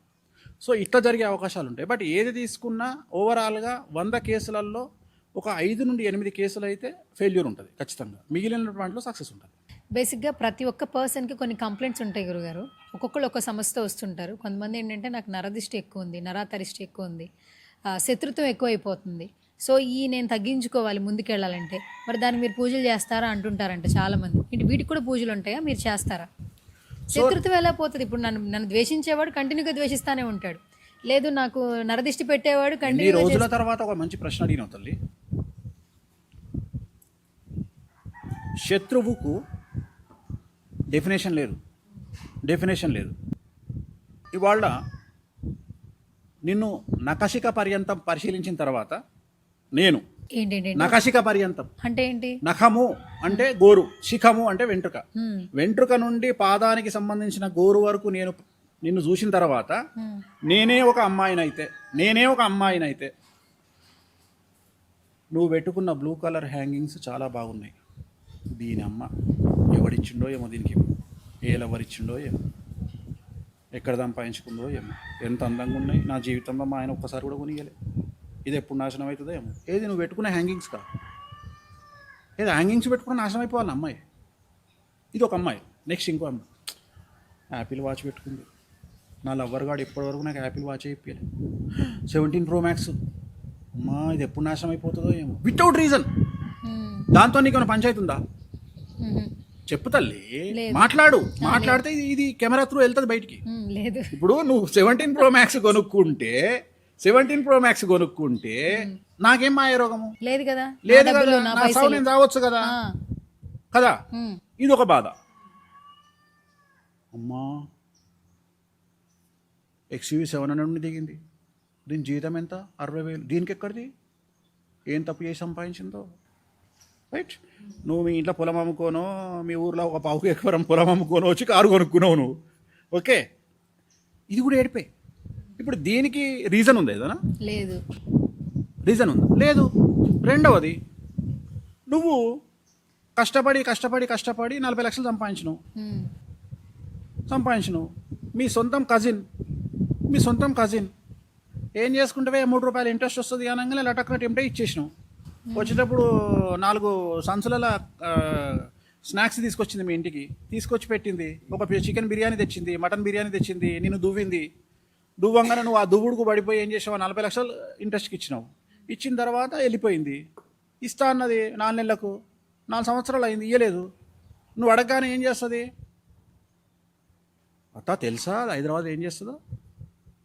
తక్కువ పని చేసి సంపాది 40 లక్షలు ఎక్కడిది స్టార్ట్. అవునా? ఇక్కడ ఇక్కడ ఇక్కడ ఏం శత్రుత్వము? పర్సనల్గా ఏమి లేదు. ఏమనుందా? ఏమనుందా? లేదు. కానీ కొంతమంది పర్సనల్గా అటాక్ చేసే వాళ్ళు ఉంటారు. నేను అన్నీ చెప్తున్నా. ఫస్ట్ ఇవి అయిపోయినాయి. ఇప్పుడు ఇక్కడ నువ్వు డబ్బులు ఇవ్వడం వల్ల వచ్చినటువంటి పెంట ఇది. నీకు అర్థమైందా? ఇప్పుడు నీ వాచ్ చూసి ఏడవడము, నీ సెల్ ఫోన్ చూసి ఏడవడము నీకు సంబంధం లేదు. బట్ నీ చేతులారా నువ్వు చేసుకున్న పెంట ఏంది? నువ్వు ఆమెకు డబ్బులు ఇవ్వడం వల్ల, సహాయం చేయడం వల్ల నీకు ఆమె శత్రువుగా మారింది. ఈ శత్రువు కొన్ని తరాల పాటు ఉంటుంది, ఈ శత్రుత్వం. అట్లనే నువ్వు ల్యాండ్ కొన్నావు, ఆ ల్యాండ్ నాది అని ఎవడో కేసేసిండు నీ మీద. లేదు, మీ నాన్నగారి తాలూకా ల్యాండు మీ నాన్న నీకు 2 ఎకరాలు ఇచ్చిండు, ఆ 2 ఎకరాలు నాది అని మీ చిన్న ఆయన నీ మీద కేసేసిండు. శత్రుత్వం. అర్థమైందా? ఇది కారణభూతమైనటువంటి శత్రుత్వం. ఇంతకుముందు నేను చెప్పినటువంటి కారణభూతమైన శత్రువు కాదు.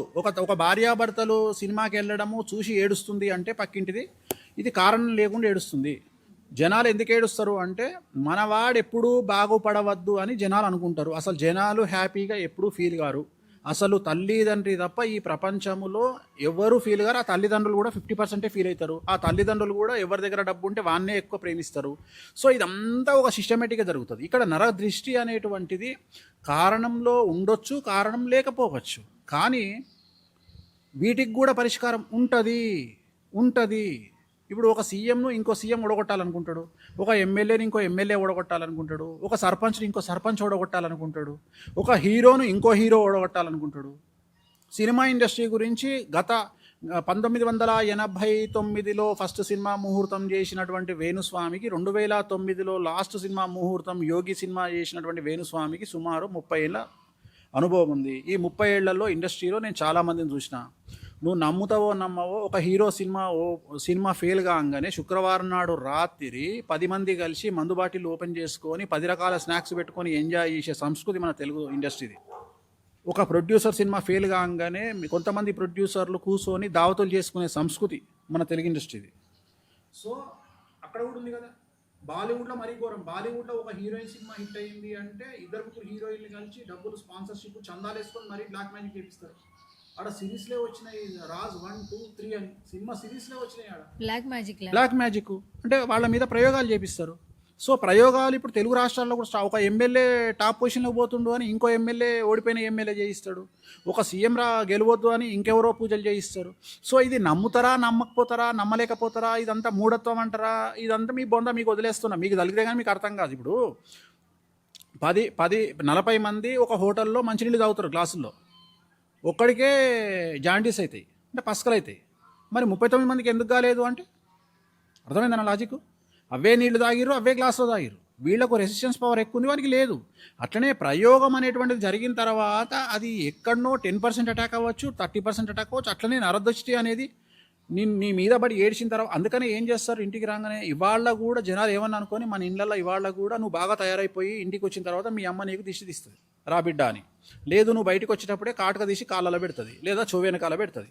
లేదు, ఇక రెగ్యులర్గా దీంతో టార్చర్ ఉంది అని కూడా ఎడమకాలికి నల్లదారం కడుతుంది. అవునా? కడుతున్నాం కదా. అంతెందుకు బొట్టు దేనికోసం పెడుతున్నావు? దిష్టి కోసమే కదా. సడన్గా నీ మొత్తం ఎక్కడికి పోకుండా డైరెక్ట్గా నీ బొట్టు మీదకే పోవాలి లుక్ అనే ఉద్దేశంతోనే బొట్టు పెడుతున్నాం కదా. అట్లనే ఇంటి కన్స్ట్రక్షన్లో ఉన్నటువంటి ఇంటికి దిష్టి బొమ్మ ఎందుకు పెడుతున్నావు? పెద్ద వాళ్ళు పెడుతున్నారు కదా. ఇవన్నీ నమ్మకాలు, ఇవన్నీ నిజంగా జరుగుతున్నాయి. సో అంత పెద్ద తిరుపతి వెంకటేశ్వర స్వామికే రోజుకు 10 సార్లు దిష్టి తీస్తారు కదా. గురుజీ, ఒక స్ట్రైట్ క్వశ్చన్. మీరు నాకు శత్రువు, మీరు నాకు మిత్రుడు అవ్వాలి, మీరు పూజ చేస్తారా? చెయ్యను. ఒక శత్రువు ఎప్పటికీ మిత్రుడు కాడు. నేను చెప్తున్నా ఈయన మంత్రం వినబడుతుంది కదా. ఓం హ్రీం బగలాముఖీం మమ సర్వదుష్టానాం వాచం ముఖం పదం స్తంభయ జిహ్వాంకీలయ బుద్ధిం వినాశయ హ్రీం ఓం స్వాహ. మమ సర్వదుష్టానాం, నా శత్రువులు, వాచం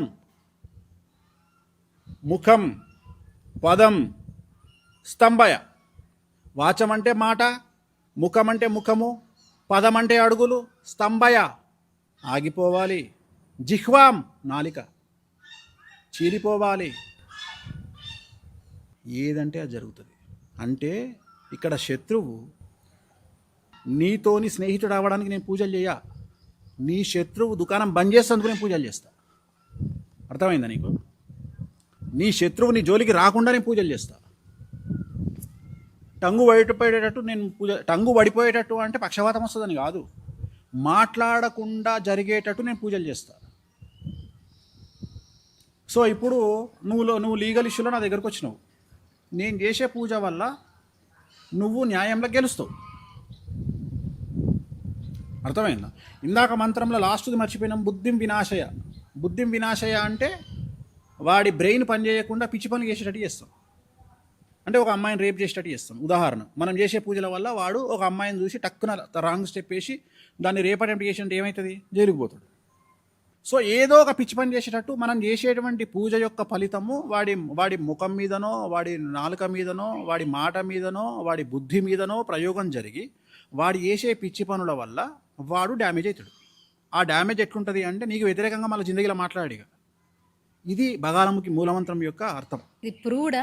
ఎందుకంటే ఇంత ఓపెన్గా కెమెరాల ముందు ఫస్ట్ నుంచి ముఖం మీద మాట్లాడుతున్నారు మీరు. నేను చెప్పింది నమ్మకండి, వేణుస్వామి మాటలు నమ్మొద్దు, చాట్ జీపీటీని నమ్మండి. చాట్ జీపీటీని అడగండి, ఓపెన్ చేయండి. బగాలమ్మకి పూజ, బగాలమ్మకి అమ్మవారు ఏం చేస్తుందని అడగండి, మంత్రంతో సహా ఇస్తాడు వాడు చాట్ జీపీటీలో.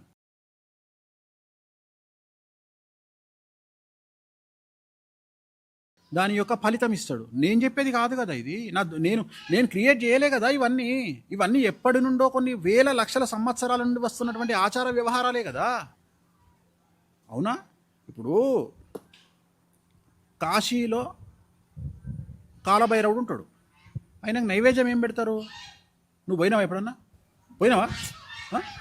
వెళ్ళలేదు. ఇక నేను నీకు ఏం చెప్పాలి? ఇక నేను పోయినోడు నడితే చెప్తాడు, కాశీలో ఏం పెడతారా అంటే సారా పోస్తారు, బంగు పెడతారు,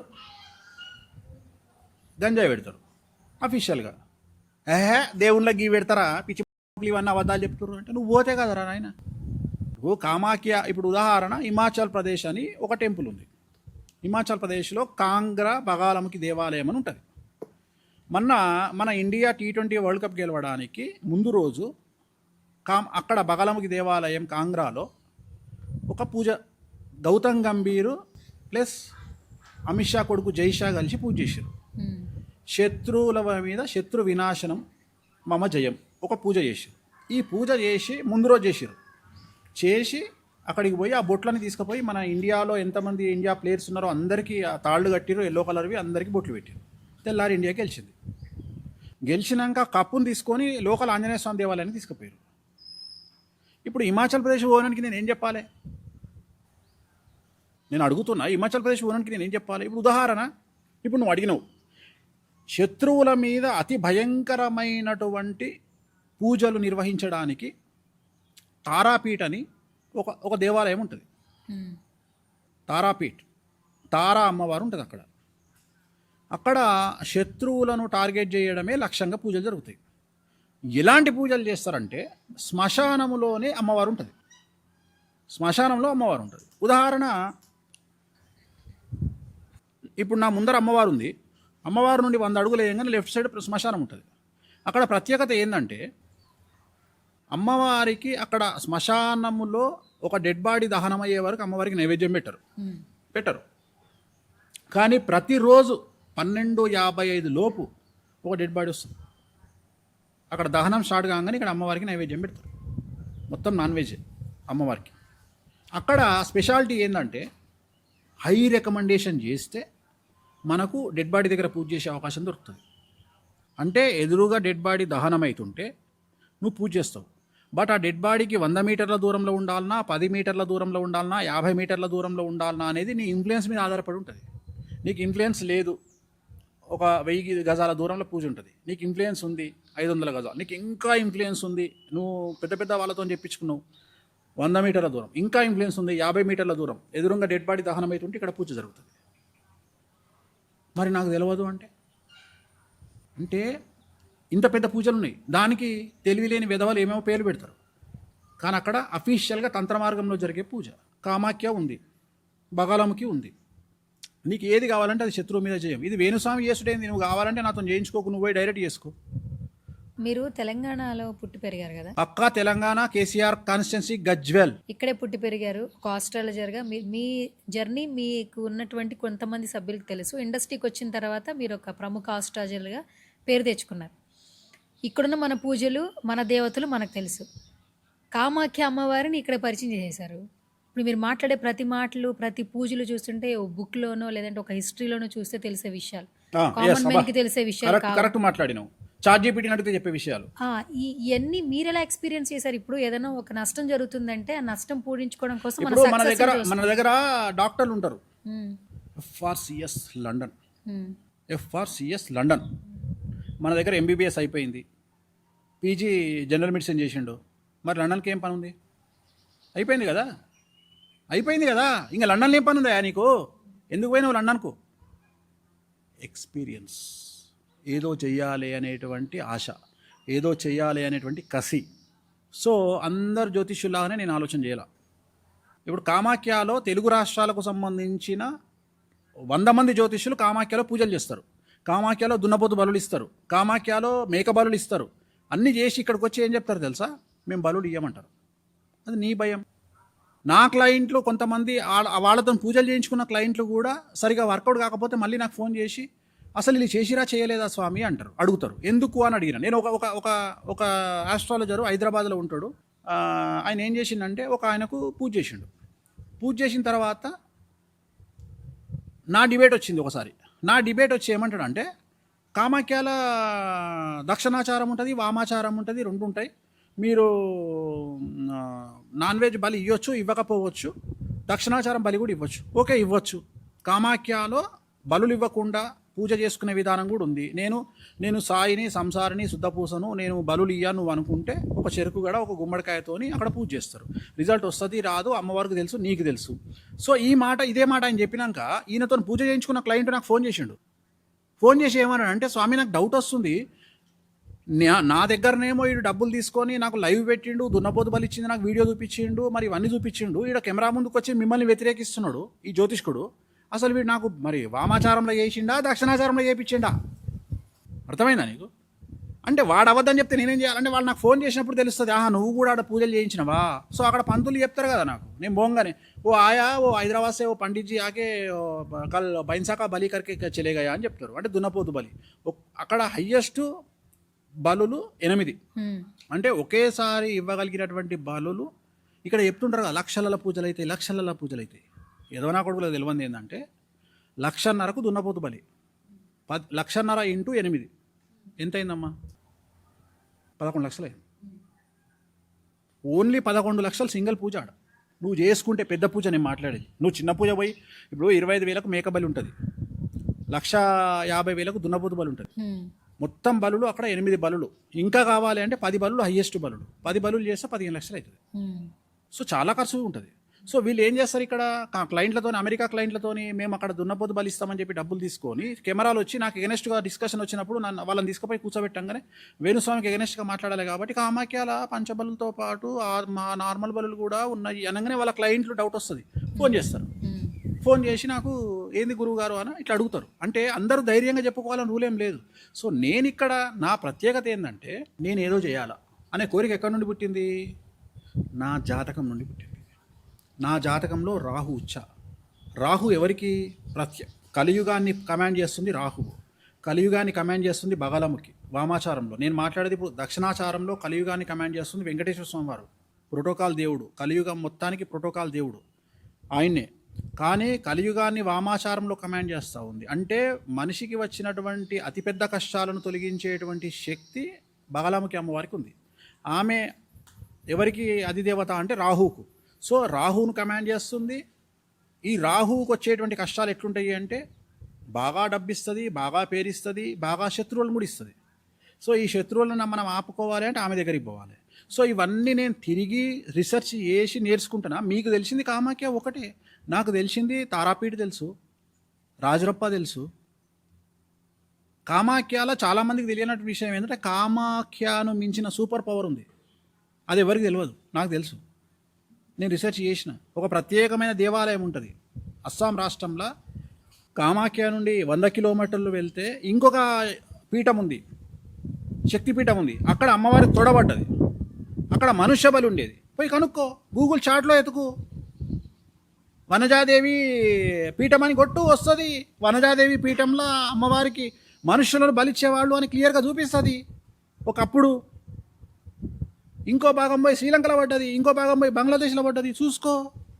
సో నీకు వాటి మీద ఎంక్వైరీ ఉండాలి, నీ దగ్గరకు వచ్చే జనాలను సాటిస్ఫై చేయాలి, నీ క్లయింట్లకు సంబంధించిన సమస్యలను పరిష్కరించాలి అనేటువంటి నీకు ఉత్సుకత ఉండాలి.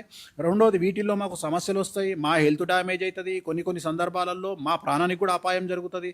సో వీటన్నిటిని అధిగమించి ఆ పూజలు చేయాలి అనేటువంటి కసి నీ లోపల ఉండాలి. అన్నిటికంటే ముఖ్యం, సమాజంలో నీకు చెడ్డ పేరు వస్తుంది. ఎందుకంటే ఇప్పుడు ఉదాహరణ, నేను పబ్బుకు పోతా, ఎప్పుడన్నా పబ్బుకు పోయినప్పుడు ఇదే గెటప్లో పోతా. ఉదాహరణ, మొన్న నేను అసెంబ్లీ అనే పబ్బుకు పోయినా, నా క్లయింట్ది. అందులో మన కీరవాణి గారి తమ్ముడు, ఆయన మ్యూజిక్ డైరెక్టర్ మాలిక్, కళ్యాణి మాలిక్ గారిది మ్యూజిక్. అదైతే నేను పోయినా, కాన్సర్ట్కు నేను పోయినా. నేను పోతే అక్కడ స్పెషల్ వైన్ ఉంటుంది, నాకు ఇష్టము. యాపిల్ వైన్ అంటే నాకు చాలా ఇష్టము. యాపిల్ వైన్ మన ముందర తయారు చేసి ఇస్తాడు, నాకు చాలా ఇష్టం యాపిల్ వైన్. యాపిల్ వైన్ 3 గ్లాసులు తెప్పించుకుని తాగిన. నేను నాకు నచ్చిన స్టార్టర్స్ తిన్నా. అలా శుక్రవారం కాబట్టి నేను నాన్ వెజ్ తినలే. నేను శుక్రవారం నాన్ వెజ్ తినలే. ఇంత ధైర్యంగా ఎవడు చెప్తాడు, ఇంత ధైర్యంగా ఓడిపోతాడు. కూసాలు కదిలిపోతాయి, గిలగిల కొట్టుకుంటారు. నేను డైరెక్ట్గా పోయి కూర్చుంటా పబ్బులా. నేను అఫీషియల్ కదా, నేను దొంగతనం చేయ కదా. నా కడుపులో అమ్మవారు ఉందని ఫీల్ అయినప్పుడు ఆమెకు ఫీడ్ ఇవ్వాలి నాన్ వెజ్, ఆమెకు ఫీడ్ ఇవ్వాలి లిక్కరు అనేది నా బాధ్యత, నేను ఇస్తా. రెండోది, బాంచత్ రుబాబా చెప్తున్నా, తెలంగాణలో పుట్టిన నా కల్చర్ ఇక్కడ. మందు మాంసం నా కల్చర్, బరాబరి చెప్పుకుంటా. మందు మాంసం లేనిది ఇక్కడ భక్తి లేదు. ఏ గుడిలో మందు మాంసం లేదో నాకు చూపి తూపా. తెలంగాణ మొత్తం తిరుగుదాం, తెలంగాణ బోనాలు తిరుగుదాం, తెలంగాణ టెంపుల్ తిరుగుదాం. ఆచార వ్యవహారాలు భయ్, నేను పుట్టింది ఇక్కడనే. నాకు చిన్నప్పటి నుండి నేను మా నాయన పూజ చేసిన గుళ్ళ కూడా మాకు షేర్ ఇద్దరు. మటన్ ఎవరైనా ఒక మటన్ కొడితే వాడు ఒక 2 సప్పాలు తెచ్చి మా ఇంట్లో ఇచ్చిపోతుండే. సో నా కల్చర్ ఇది. నేను ధైర్యంగా చెప్పుకుంటున్నాను తెలంగాణ కల్చర్ అని, నాకు భయపడాల్సిన అవసరం లేదు. కానీ నేను తెలంగాణ వాడిని అని చెప్పుకుంటున్నాను. తెలంగాణ నేను తెలంగాణ క్యాబ్ ముసుగేసుకొని నన్ను టార్చర్ చేసినప్పుడు నేను తెలంగాణ వాడిని అని చెప్పి నేను తెలంగాణ జనాల్ని నేను తెచ్చుకోలే. నా అమ్మవారిని నమ్ముకొని నేను ఫైట్ చేసిన. సో ఐ ప్రూవ్డ్, అన్నిట్లలో ప్రూవ్ చేసుకొని అన్ని రకాలుగా చరిత్రను ఎక్స్పీరియన్స్ చేసి, అన్ని రకాల దేవతలను ఎక్స్పీరియన్స్ చేసి, నువ్వు ఇన్ని ప్రశ్నలు అడిగినావు. ఓన్లీ కామాఖ్య గురించి అడిగినావు. నీకు రాజరప్ప అంటే ఏందో తెలియదు, నీకు కాంగ్రా హిమాచల్ ప్రదేశ్లో కాంగ్రా అమ్మవారు అంటే తెలియదు, నీకు రాజరప్ప అమ్మవారు అంటే తెలియదు, అవునా? నీకు ఉగ్ర తార అంటే తెలియదు. సో వీళ్ళందరూ ఎక్కడున్నారు? వేణుస్వామి రీసెర్చ్ చేసిండు. చాలామంది జనాలు ఏమనుకుంటారు, నీతో పాటు నాకు తెలిసిన 199 మందికి వేణుస్వామికి కామాఖ్యనే తెలుసు అనుకుంటారు. కామాఖ్య కాకుండా ఇంకా అతిపెద్ద శక్తి దేవాలయాలు, శక్తి పీఠాలు అంటలే నేను, శక్తి దేవాలయాలు, తంత్ర మార్గంలో నడిచే దేవాలయాలు, నాన్ వెజ్ ఇక్కడ పెట్టే దేవాలయాలు, శ్మశానంలో కూడా పూజలు చేయించబడే దేవాలయాలు, శ్మశానంలోనే ఉన్న అమ్మవారు ఉన్న దేవాలయాలు చాలా ఉన్నాయి. వాటికి కూడా నేను పూజలు చేయిస్తా, వాటి దగ్గర కూడా పూజలు నిర్వహిస్తా. సరే గురుగారు, ఓపెన్గా ఒక క్వశ్చన్. సబ్జెక్ట్ నేర్చుకుంటున్నారు, ఎక్కడెక్కడికో వెళ్తున్నారు, ఎక్కడ ఏ దేవతలు ఉన్నారు, ఏ పూజ చేస్తే వాళ్ళకి ఉపయోగం కలుగుతుంది, ఆల్మోస్ట్ అన్నీ చెప్పేస్తున్నారు మీరు. సమస్య, సక్సెస్సా, ఫెయిల్యూరా, కష్టమా, మనిషి చావా బతుక, అన్నీ చెప్పేస్తున్నారు. ప్రతి ఒక్కరికి తెలిసిన విషయం ఏంటంటే చావు పుట్టుక ఎప్పుడో నిర్ణయం అయిపోయింది, మనం దాన్ని ఫాలో అవుతాం అనేది. అది నిజం, ఓపెన్గా చెప్పాలనుకుంటే. నీకు నిజం, నాకు కాదు. అంటే ఇప్పుడు చావును కూడా ఆపగలరా? నువ్వు అడుగు, నువ్వు ప్రశ్న అడుగు, చెప్తా.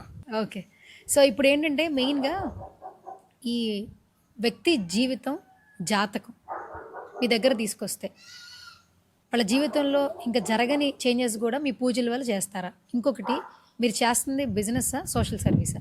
సోషల్ సర్వీస్ చేయడానికి నేనేమన్నా సమాజ సేవ చేస్తున్నాను? బిజినెస్సే చేస్తా.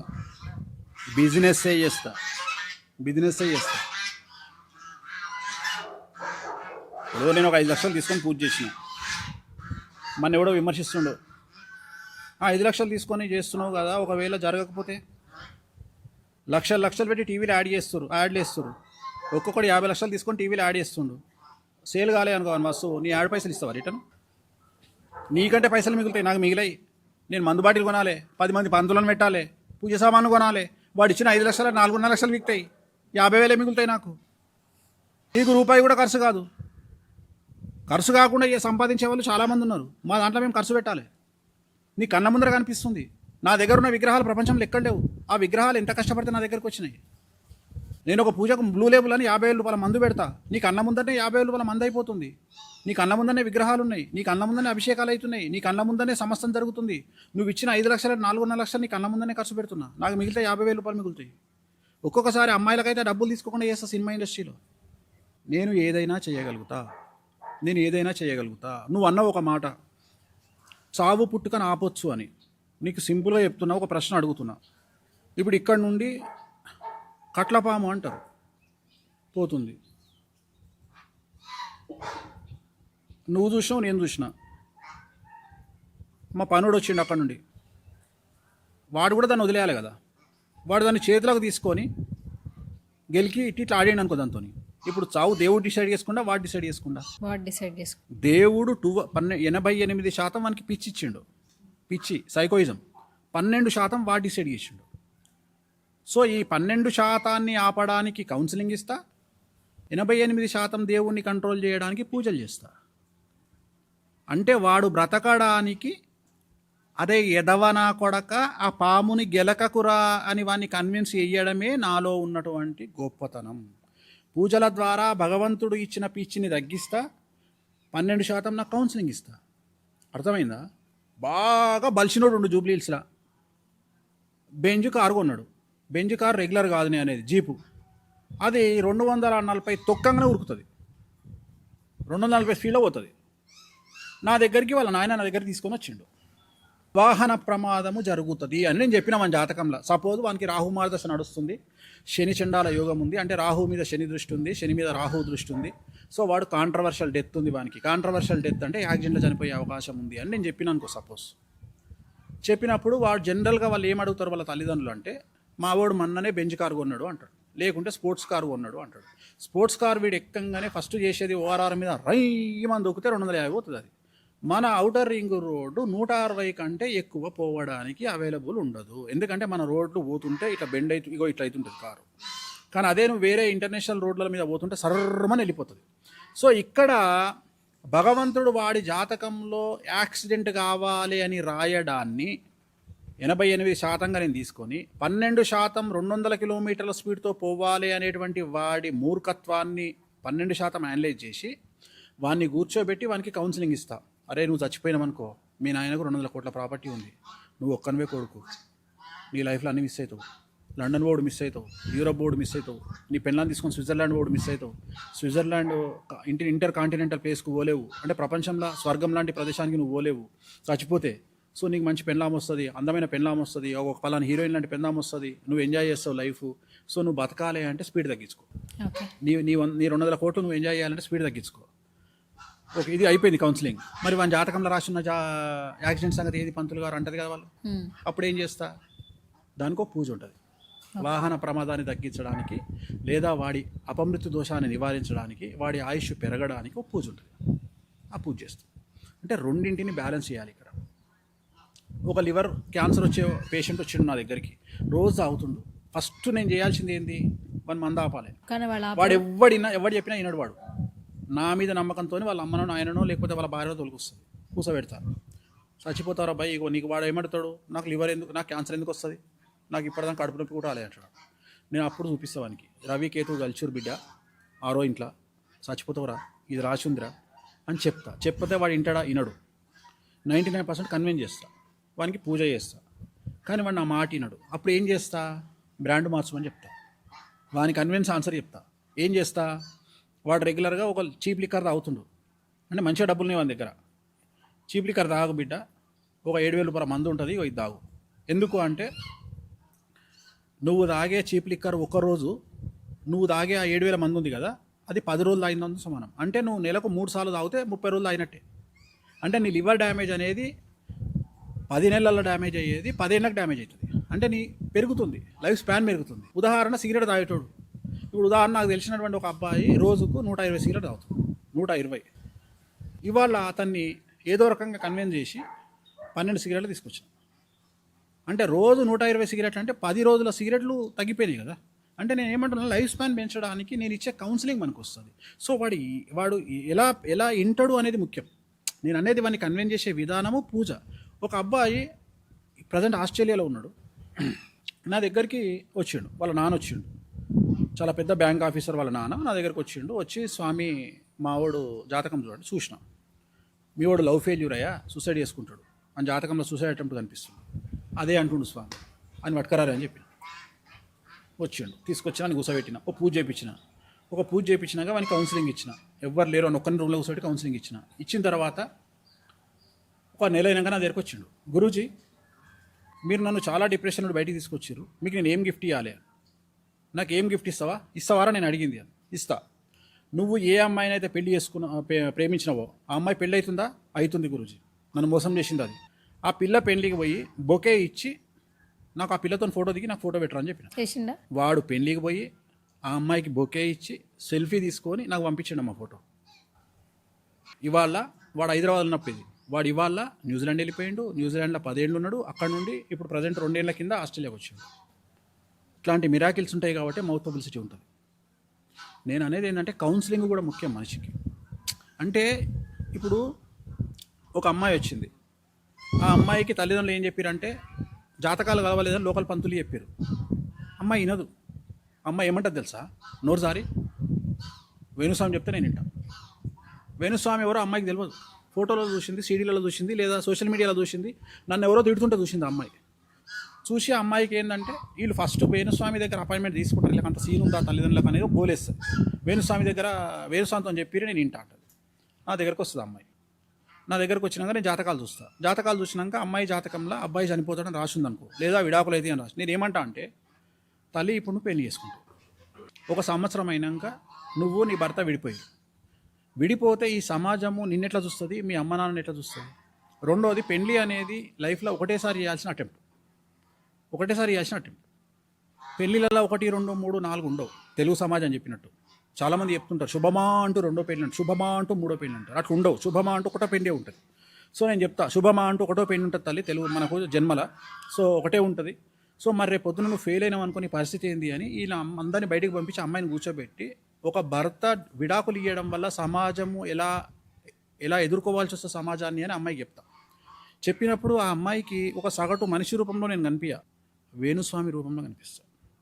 వేణుస్వామి అనే ఒక స్టేటస్ కనిపిస్తుంది, వేణుస్వామి అనే ఆస్ట్రాలజర్ కనిపిస్తాడు, వేణుస్వామి ఎక్స్పీరియన్స్ కనిపిస్తుంది.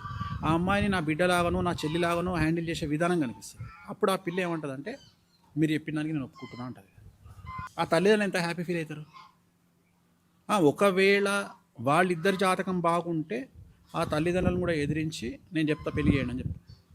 ఒకవేళ నిజంగానే వాళ్ళ జాతకాలు కలిసినాయి అనుకో, ఇక నేను నెక్స్ట్ కొన్నిసార్లు నాకు బ్రైబ్ చేయడానికి వస్తారు. ఒకడు ఇప్పుడు ఏమంటాడు అంటే ఒక కులంలో పుట్టినటువంటి అమ్మాయి తండ్రి నా దగ్గరకు వచ్చి, నా దగ్గర 100 కోట్లు ఉంది, మన దగ్గర ఏం లేదు పిల్లగాని దగ్గర, నేను మీకు 10 లక్షలు ఇస్తా, లేకపోతే కారు ఇప్పిస్తా, మీరు ఏమైనా చేయండి, ఆ అమ్మాయికి ఇది చేయండి అని అడుగుతా.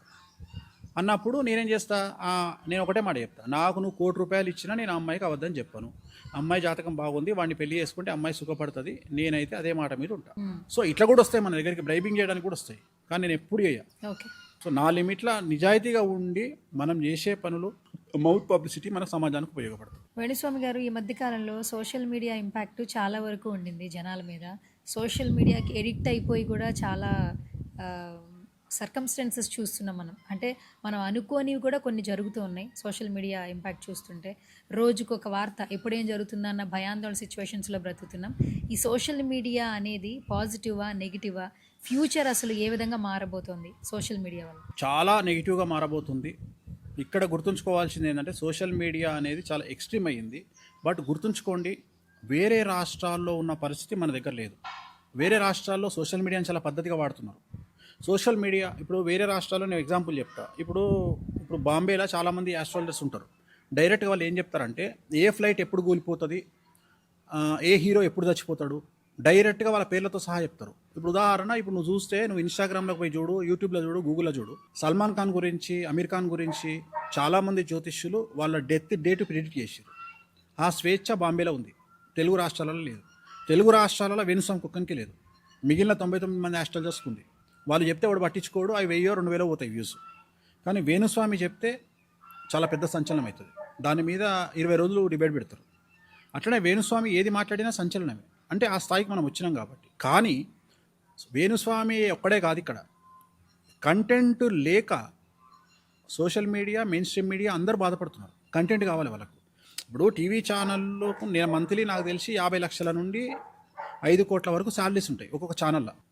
కంటెంట్ లేకపోతే ఏం చేస్తాడు? కంటెంట్ లేకపోతే ఏం చేస్తాడు అంటే చివరికి ఎక్కడికి వచ్చింది అంటే, నాకు తెలిసి ఎంతోమంది అమ్మాయిలు, చిన్నపిల్లలు ఎంతోమంది తప్పిపోతుంటారు. నాకు తెలిసినంత వరకు తిరుపతిలో ప్రతిరోజు ఒక ఇష్యూ అవుతుంది, తప్పిపోయే ఇష్యూ. శ్రీశైలంలో ఒకటి అవుతుంది. అట్లనే ప్రముఖ దేవాలయాలు ఉన్న ప్లేస్లలో ప్రతిరోజు ఏదో ఒక మిస్సింగ్ అయితేనే ఉంటుంది. సో ఇప్పుడు అన్నీ అట్లనే జరుగుతాయా? ఇప్పుడు మన తుని సంఘటన జరిగింది. సో అంత ప్రయారిటీస్ ఉంటాయా? ఉండవు. ఇప్పుడు అట్లనే భారతదేశంలో బోరుబావిలో పడి నాకు తెలిసి రోజు ఒకరు చచ్చిపోతారు. కానీ ఏ ఒక్క కేసుకో ప్రొక్లైనర్లు, జేసీబీలు పెట్టి మిలిటరీ వచ్చి అడావిడి చేసేటువంటి పరిస్థితి ఉంటుంది. అర్థమైందా? కానీ మన దగ్గర పరిస్థితి ఏంటి అంటే ఇంపార్టెన్స్ న్యూస్ లేకపోవడం వల్ల న్యూస్ను వండడం స్టార్ట్ అయింది. సో రెండోది ఏంటంటే, ఇంతకుముందు న్యూస్లో 1 లీటర్ పెట్రోల్ ఇస్తే 100 లీటర్ల పెట్రోల్ ఇస్తే ఆ ఒక్క ఇన్సిడెంట్ మీదనే పోసేటోళ్ళు. ఇప్పుడు అట్లా పోస్తలేరు. ఆ 100 లీటర్ల పెట్రోల్ను 100 భాగాలు చేసి ఒక్కొక్క ఇష్యూ మీద లీటర్ పోసుకుంటూ వస్తారు. ఏది ఫైర్ అవుతుందో దాని మీద 1000 లీటర్లు పోస్తారు. సో అట్లా ఏమైపోయింది అంటే, కాదేది విమర్శకు అనర్హం అని రేపొద్దున నువ్వు కూడా దీంట్లో భాగం కావచ్చు. రేపొద్దున ఎక్కడనో దగ్గర నువ్వు దొరికినావు అనుకో, సపోజ్ నువ్వు రాంగ్ రూట్లో వచ్చినావు అనుకో, నీ వీడియో ఫేమస్ అయింది అనుకో, 10 రోజులు నడుస్తుంది లొల్లి నీ మీద. చెప్తున్నా, ప్రిపేర్గా మొదలు. సో అంటే నేను గాను అనుకోవద్దు. నేను ఏమంటున్నా అంటే, నేను గాను అనుకోవద్దు. చివరికి ఏ దశకు వచ్చినామంటే, అందరి జీవితాలను టీవీలలో చూపించేటువంటి టీవీ ఓనర్లు, టీవీలో పనిచేసే న్యూస్ రీడర్లు, టీవీ సీఈఓలు కూడా గ్యాగ్ ఆర్డర్లు తెచ్చుకునే స్థాయికి వచ్చారు. గ్యాగ్ ఆర్డర్ అంటే తెలుసు కదా, నీ మీద న్యూస్ వేస్తున్నారు అనుకో, నీకు ఇష్టం లేకపోతే సిటీ సివిల్ కోర్టుకు పోతే గ్యాగ్ ఆర్డర్ ఇస్తుంది. 1 లక్ష రూపాయలు నీకు కావాలనుకుంటే గ్యాగ్ ఆర్డర్ ఇస్తుంది. ఆ గ్యాగ్ ఆర్డర్ తెస్తే అందరూ ఆపుతారు, నీ గురించి వేసుడు ఆపుతారు. కానీ 3 ఏళ్ల నుండి నా మీద వేస్తున్నా, నేను తెచ్చుకోలేదు. ఓన్లీ ఒక్కడే వేణుస్వామి గ్యాగ్ ఆర్డర్ తెచ్చుకోలే. నాకు 1 లక్ష రూపాయల పని అయిపోతుంది, నేను తెచ్చుకోలేదు. ఎందుకంటే అది పబ్లిసిటీ. ఆ పబ్లిసిటీ ఎప్పుడు ఆపొద్దు మనిషి. సో ఈ ధైర్యం కావాలి. నేను అనేది ఏంటంటే, నాలాగా ధైర్యంగా ఉండండి. నేను చెప్పదలుచుకున్న పాయింట్ ఏంటంటే, ఇక్కడ ఏమీ జరగదు. సో టీవీలలో కూర్చొని జడ్జిమెంట్లు ఇస్తేందుకు వీళ్ళు ఏం న్యాయ అధికారులు కాదు. సో మీరు ఈ సోషల్ మీడియా ఇచ్చే జడ్జిమెంట్లకు మీరు భయపడకండి. వాడెవడో సోషల్ మీడియాలో పెడతాడు, ఇట్లా పెట్టుకుంటాడు. ఒక ఆమె నా దగ్గరికి జాతకానికి వచ్చింది. నేను 6000 తీసుకుంటా. నా దగ్గరకు వచ్చింది, ఏదో ప్రాబ్లం ఉంది, పూజ రాసిన. ఈమెకు కూడా రాయలే. నేనేం చేసిన, ఇప్పుడు రోజు 20 మంది క్లయింట్ వస్తారు. 20 మందిలో ఒక క్లయింట్కు పూజ రాసిన. వాళ్ళ దగ్గరికి పోయి ఈమె డిస్కషన్ చేసి నా మీద ఒక రీల్ పెట్టింది. వేణుస్వామి దగ్గరికి పోయినా, నేను ఒక జ్యోతిష్కుడి దగ్గరికి పోయినా, ఆయన 6000 తీసుకుండు, పూజ రాసిండు, నాకు లక్షల పూజ రాసిండు. నా జాతకమే బాగుంటే నేను వేణుస్వామి దగ్గరికి ఎందుకు పోతా? నువ్వు వేణుస్వామి దగ్గరికి పోయింది ఎందుకు? రీల్ పెట్టడానికి. అర్థమైందా నీకు లాజిక్? నువ్వు సోషల్ మీడియాలో రీల్ పెట్టడానికి వేణుస్వామి ప్రజెంట్ కంటెంట్ కాబట్టి, వేణుస్వామి పేరు మీద ఒక కాంట్రవర్షియల్ వీడియో పెడితే అన్ని వీడియోలు 50,000 పోతే నా వీడియో 5 లక్షలు పోయింది. అట్లనే మన ఒక పెద్ద మనిషి, ఆమె 50 ఏళ్ళు ఉంటుంది. నేను నందూస్ వరల్డ్ అని వాళ్ళ గురించి ఒక వీడియో చెప్పిన, ఈ ఇంటర్వ్యూలో ఏమని చెప్పిన అంటే, మీరు ఇంత అడావిడి చేస్తారు, వాళ్ళు లండన్ సిటిజన్స్, వాళ్ళని అరెస్ట్ చేసే యోగ్యత మనకు ఉండదు. జస్ట్ వాళ్ళు ఇండియాకి వచ్చినప్పుడు మాత్రమే అరెస్ట్ చేయగలుగుతాము. వాళ్ళని మీరు ఎంటుగా కూడా వీకలేరని చెప్పాను నేను. ఆమె నా గురించి వీడియో పెట్టింది. వేణుస్వామి ఇట్లా అంటుండే ఎంతవరకు సమంజసం? నందూస్ వాళ్ళ దగ్గర మనం డబ్బులు వసూలు చేయలేమంట. నాలెడ్జ్ లేకపోతే నేనేం చేస్తా? నీకు అర్థమైందా? నాలెడ్జ్ లేకపోతే నేనేం చేస్తా? మన ఎవడో ఒక లవర్స్ ఇద్దరు కొట్టుకున్నారు, సెలబ్రిటీ కపులు, ఒక ఎన్ఆర్ఐ ఇద్దరు అనుకున్నారు. అందులో నా ఇష్యూ వచ్చింది. వేణుస్వామి పేరు చెప్పింది అమ్మాయి. చెప్పంగానే పొలోమంటే వేసిర్రు, వాడు 10 కోట్లు ఇచ్చిందంటే ఇచ్చిర్రు. అంటే మీడియాలో ఒక్కడు కూడా మీడియాలో, సోషల్ మీడియాలో ఒక్కడు కూడా, అరే నువ్వు ఈ అమ్మాయికి 5 ఏళ్లలో 10 కోట్లు ఇచ్చినావు అంటే నీ అయ్యను వేడికని తెచ్చినావు ఆ పైసలను ఒక్కడు అడగలే. ఇప్పుడు నీ తమ్ముడు ఒక అమ్మాయిని ప్రేమించిండు, 5 ఏళ్లలో 10 కోట్లు ఇచ్చినా నీకు చెప్పిండు అనుకో, లండన్ నుండి వచ్చి, నువ్వేమడుగుతావమ్మా? బేసిక్గా 10 కోట్ల రూపాయలు 5 సంవత్సరాలు ఎట్లా సంపాదించినావు అడుగుతావాడు కదా? నువ్వు అడుగుతావాడు కదా? చెప్పు తల్లి, నువ్వు సినిమా చూపిస్తావు నాకు. అడుగుతావు కదా?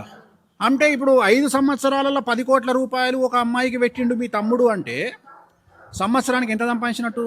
2 కోట్లు. లండన్ రూల్స్ ప్రకారము నువ్వు 1 కోటి రూపాయలు దాటితే 50% నో ట్యాక్స్ తీసుకుంటారు. అవును. అంటే వీడు సంవత్సరానికి 4 కోట్లు సంపాదిస్తే 2 కోట్ల రూపాయల ట్యాక్స్ వంగ 2 కోట్లు వీని చేతికి వచ్చినట్టు.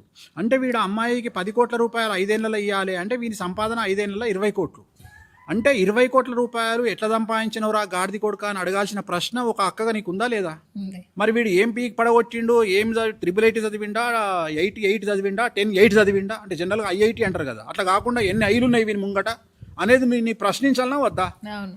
రెండోది 20 కోట్ల రూపాయలు 10 కోట్ల రూపాయలు ఏం చూసి పెట్టి కలవడ్డవురా నువ్వు అడగాలి కదా.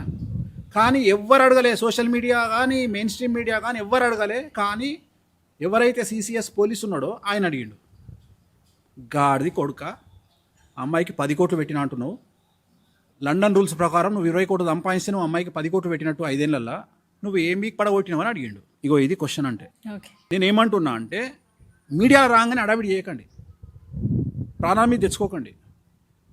నువ్వు సోషల్ మీడియా గురించి మాట్లాడినావు, ఇవాళ ఎంత ఈజీ యాక్సెస్ అయిపోయిందంటే ఆడెవడో మనకు తెలియదు, ఒక సెల్ ఫోన్ పట్టుకుంటాడు, ఎవరిని ఇష్టం వచ్చింది వాడు మాట్లాడతాడు. అవును. అర్థమైందా? చివరికి నేను ఆన్సర్ చెప్పదలుచుకున్న పాయింట్ ఇది. అంటే నువ్వు రేప్ చేసినావు పోసుకో, మర్డర్ చేసినావు పోసుకో, ఈ రెండింటికే నువ్వు భయపడు. ఎందుకంటే ఈ రెండిట్లలో నేను ఎవడు కాపాడలేడు. రెండోది అన్ని టీవీల్లో ఒకేలాగా వస్తుంది, గుర్తుపెట్టుకో, అన్ని టీవీలలో ఒకేలాగా వస్తుంది. కానీ ఎవ్వరు కూడా నిన్ను మ్యానిపులేట్ చేసి టీవీ ఛానళ్ళలో సోషల్ మీడియాలో నీకు జడ్జిమెంట్ ఇవ్వలేరు. అర్థమైందా? ఈ రెండిట్లలో జరిగిపోతాయి. ఈ రెండు నువ్వు మర్డర్ చేసావనుకో, పోక్సోలు ఇరికినావనుకో, ఖచ్చితంగా జరగాల్సింది జరుగుతుంది. కానీ అట్లా కాకుండా నీ మీద ఎవడో ఈర్ష్యతో పెట్టే వీడియోలు, నీ మీద ఎవడో తెలియకుండా పెట్టే వీడియోలు, లేకపోతే జియో ఫ్రీగా ఇచ్చింది కదా 1 GB 1 TB అని చెప్పేసి కింద స్టేట్మెంట్లు కామెంట్లు పెట్టే వాళ్ళ గురించి పట్టించుకొని హెల్త్ ఖరాబ్ చేసుకోకండి. ఇక్కడ ఏం ప్రాబ్లం వస్తుంది అంటే ఆడవాళ్ళు ఎక్కువ డిస్టర్బ్ అవుతారు. సెలబ్రిటీలు కానీ నార్మల్ పీపుల్ కానీ ఎవరైనా దొరకంగానే వాళ్ళ మీద వచ్చేటువంటి ట్రోల్స్ను మేమ్స్ను తట్టుకోలేనటువంటి స్థితిలోకి సమాజం నెట్టబడుతుంది. అప్పుడు ఏమవుతుంది? ఇప్పుడు నువ్వే ఉన్నావమ్మా, జనరల్గా అమ్మ ఏం చేస్తుంది? నేను సోషల్ మీడియా ట్రోల్ చేసింది, నువ్వు ఎదుర్కోవాలి, ఇగ్నోర్ చేయాలి. కొన్నిసార్లు మౌనమే సమాధానం అవుతుంది, మంచి సమాధానం అవుతుంది. చేప నీళ్ళల్లో ఉన్నప్పుడు మనం ఎరవేసినప్పుడు ఏ చేపనైతే నోరు తెరుస్తుందో అది చచ్చిపోతుంది. నోరు తెరవని చేప బతుకుతుంది. అట్లనే కొన్నిసార్లు మనం నోరు మూసుకోవాలి. దాన్ని ఇగ్నోరెన్సీస్ అంటారు. కొన్నిసార్లు ఇగ్నోరెన్స్ ఈజ్ బెటర్ ఆన్సర్ అంటాం. సో వాడిని వదిలేయడమే మనం బెటర్ ఆన్సర్. నీకు చేతన అయినప్పటికీ కూడా, అంటే నీకు వాని మీద రివెంజ్ తీసుకోవచ్చినా నువ్వు కంప్లైంట్ వదిలేసే వాడిని. సోషల్ మీడియాలో జరుగుతుంది ఇది. కానీ నువ్వు పర్వెటెడ్గా తయారైపోయి నేనేదో సమాధానం చెప్పాలి అని కొంతమంది లీగల్గా పోయి కేసులు పెడతారు, కొంతమంది ఇంకేదో. ఏమీ జరగదు. నేను అనే పాయింట్ ఏంటంటే, నా దగ్గరికి మన ఒక కేసు వచ్చింది, ఒక క్లయింట్ వచ్చిండు, 3 కోట్ల రూపాయలు ఇవ్వాలి స్వామి నాకు అని చెప్పిండు. నేనేం చేస్తానయ్యా దీనికి అని నేను అన్నా.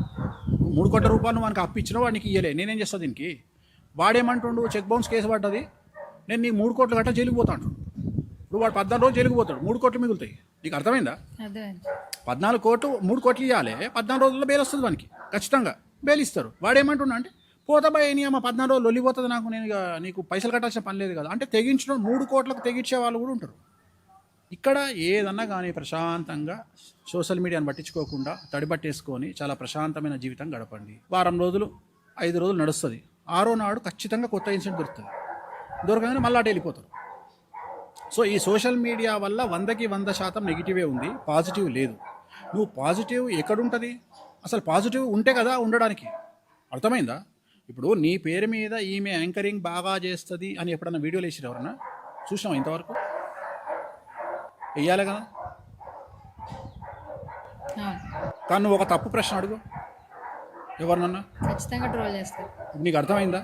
అంటే నేను ఏమంటున్నా అంటే, మన గురించి పాజిటివ్గా వేయడానికి సమాజంలోని అన్ని మాధ్యమాలు డబ్బులు తీసుకుంటాయి. గుర్తుంచుకో, సోషల్ మీడియా కానీ మెయిన్ స్ట్రీమ్ కానీ ఎవరైనా సరే అది వాళ్ళ వ్యాపారం. వాళ్ళు మనకు మంచి చేయాలి అంటే, మన గురించి మంచి జరగాలి అంటే ఖచ్చితంగా డబ్బులు తీసుకుంటారు. డబ్బులు తీసుకుంటారు. కానీ నెగిటివ్ చేయడానికి డబ్బులు తీసుకోరు. ఎందుకంటే అది వాళ్ళ వృత్తి, అది వాళ్ళ బతుకు తెరువు, అది వాళ్ళ పొట్టతిప్పల. సో దీన్ని మనం అర్థం చేసుకుంటే మనం చాలా ప్రశాంతంగా ఉంటాం. అంటే ఇదేమి దోషం కాదు. నేను ఏమంటున్నా అంటే, వాళ్ళు బతకాలంటే న్యూస్ వేయాలి కదా. ఏదో ఒక న్యూస్, వినాయకుడు పాలు తాగిండాను, శివలింగంలోకి కళ్ళకి నీళ్ళు కారుతున్నాయానో ఏదో చేస్తే 1,00,000 వ్యూ వస్తే ఒక 6,000 దొరుకుతాయి. నేను అనేది దానివల్ల ఒక నెల జీతం వస్తుంది ఎవరికో ఒకరికి. సో అట్లా అది వేణుస్వామి బలి కావచ్చు, రేపు నువ్వు బలి కావచ్చు, ఎల్లుండి ఇంకొకరు బలి కావచ్చు. ఇది నేను అనేది ఏంటంటే దీంట్లో ఎవ్వరు అతిథులు కాదు. ఇప్పుడు నిన్న ఎవడో హీరో ఒక అదేదో మన ఫుడ్ సప్లై చేసే బాయ్ని కొట్టిండు అనేది ఒక సంచలనం నిన్న రాత్రి. సో అదే చాలా ఎక్స్ట్రీమ్ న్యూస్ అయింది. అంటే ఏ న్యూస్ వేయాలి, ఏ న్యూస్ మననట. ఇది విచిత్రమైన విషయం ఏంటంటే ఉప్పల్ బాలు అనే అందరికీ తెలుసు. ఉప్పల్ బాలు వికారాబాద్లో వాళ్ళ దోస్తు తార్ జీప్ మీద ఎల్లెలుగా వండుకొని పోతున్నవాడు. దాన్ని సోషల్ మీడియాలో విపరీతంగా వేసారు. నేను అనేది ఏంటంటే ఉప్పల్ బాలు గురించి న్యూస్ ఏడైంది అయ్యా. ఇప్పుడు అది వాడు జనాలు లేని వాడు వాని ఇష్టము, వాని పండుకుండు. ఏమైంది దీనివల్ల సమాజానికి ఏమన్నా వచ్చిందా? అలాంటి ఇన్సిడెంటే స్టేట్లో ఒకటి జరిగింది, ఒక్కడు కూడా మాట్లాడలే. నేను అనేది ఏంటంటే ఉప్పల్ బాలు పుక్కడుకు దొరికింది కదా వీళ్ళకి. సో నేను అనేది ఏంటంటే మీరు సమాజాన్ని పట్టించుకోకండి, సోషల్ మీడియాను పట్టించుకోకండి, మీ జీవితాన్ని మీరు గడపండి. అస్సలు సమాజంలో మీ ఇంటి పక్కోడి విమర్శలను పట్టించుకోకండి. అన్నిటికంటే ముఖ్యము డబ్బే ముఖ్యము. డబ్బునే ప్రామాణికంగా తీసుకోండి, డబ్బు సంపాదించండి. చెడు ప్రచారాన్ని పట్టించుకోకండి, జీవితాన్ని సుఖంగా గడపండి. గురుగారు, ఈ మధ్య కాలంలో పెళ్ళిళ్ళు అంటే చాలామంది భయపడిపోతున్నారు. ప్రతి ఒక్కరు ఏంటంటే అబ్బాయిలు కంప్లైంట్ చేసే విషయం ఏంటంటే ఎవరైనా ఒక 4 వ్యక్తులు ఉంటే నీకు పెళ్ళయిందా అంటే ఎందుకు పెళ్లి చేసుకోవాలి, ఏ ఫ్రిడ్జ్లోనో ఏ కుక్కర్లతోనో చంపేస్తున్నారు అంటే. భార్యలు భర్తను ఒకప్పుడు దైవంగా భావించేవాళ్ళు, అది ఇంకొంచెం మారింది. అది ఎలా వెళ్ళిపోయిందంటే చివరికి వాళ్ళని చంపే స్టేజ్లో కూడా భార్యలు వచ్చేసారు. అలాంటి సిచ్యువేషన్స్లో మాకు పెళ్ళిళ్ళు ఎందుకు అంటున్నారు. సో ఇలాంటివి మాట్లాడడం కూడా చాలా కష్టంగా అనిపిస్తుంది ఒక ఫీమేల్గా. అంటే నిజం మాట్లాడదు కదా మన సమాజంలో. ఇప్పుడు నిజం మాట్లాడదు కదా. ఇప్పుడు నేను ఇదే మాట మాట్లాడిన అనుకో, ఆడవాళ్ళను తిట్టిన వేణుస్వామి అని తమ్మునేలు పెడతారు వాడు. అదే వేరే అమ్మాయి మన తమ్ముని చంపింది అనుకో, కొడుకుల క్లారిటీ వస్తుంది. భగవంతుడు ఏం చేస్తాడంటే చెప్తే వినకపోతే షడంగా చూస్తాడట. అంటే ఏం చేస్తాడంటే ఇప్పుడు ఇట్లాంటి వాళ్ళకి సహకరించారు అనుకో, వాళ్ళ ఇంట్లోనే జరిగింది అనుకో ఇన్సిడెంట్ అది. ఇప్పుడు అమ్మాయి మొన్న 700 కోట్ల రూపాయల ఓనర్ కొడుకు కూడా ఆమెకు ఆనలేదు. ఒక లవ్వర్ కోసం తీసుకుపోయి వాడిని బంగ్లా గుహలకేం దోసేసింది ఒక కోట మించి. అంటే ఎంత గట్స్ ఉండాలి. నేను ఏమంటున్నా అంటే కొన్ని సామెతలు ఉంటాయి, పనికిమాలిన సామెతలు, పాతకాలం సామెతలు. అబద్ధాలు చెప్తే ఆడపిల్లలు పుడతారు. నిజమేనది. ఎందుకమ్మా అట్లా ఎందుకవుతుంది? మీకు అమ్మాయి ఉంది, మీరు అబద్ధాలు చెప్తారు. అట్లా కాదు, నేను జనరల్గా చెప్తున్నా. అసలు నిజంగా అమ్మాయి పుడితే చాలా అదృష్టం. కానీ ఇక్కడ గొప్ప విషయం ఏంటంటే మగవాడు తప్పు చేస్తే ప్రపంచానికి వాడే చెప్పుకుంటాడు. అమ్మాయి తప్పు చేస్తే బొటన వేలుతో తప్పు చేస్తే పక్క వేలు చూపుడు వేలు కూడా తెలియదు. ఆడవాళ్ళు ఉన్నంత సీక్రెట్గా ఇంకెవరు ఉండరు. జనరల్గా మనకేం సామెత ఉంది, ఆడవాళ్ళ నోట్లో మాట ఆగదంటారు. నా చిన్నప్పటి చింతకాయ పచ్చడి ముచ్చట అది. ఇప్పుడు ట్రెండ్ మారింది. ఇప్పుడు ఆడవాళ్ళ నోట్లోనే మాట ఆగుతుంది. వాళ్ళు సీక్రెసీ మెయింటైన్ చేసినందుకు నాకు తెలిసి ఇంకా రాబోయే కాలంలో ఆఫీసర్లను, ఇంటెలిజెన్స్ ఆఫీసర్లు అంతా ఆడవాళ్ళనే పెట్టాలి. ఎందుకంటే వాళ్ళు ఉంచినంత సీక్రెట్గా ఇంకా వాళ్ళు చేసే పనులు ఎవరు ఉంచరు. ఇప్పుడు మన ఆమె చేసింది, ఆమెకి ఎట్లా సపోర్ట్ చేస్తాం మనం? కుక్కర్ కాదు, డ్రమ్ము కాదు, గుహ కాదు, ఏడబడితే ఆడ చంపుతున్నాక. రెండోది, నువ్వు దేనికోసం చంపినావు? నిన్ను వాడు తాగొచ్చి టార్చర్ పెడితే చంపినావా? కాదు, నీ లవర్ కోసం చంపినావు.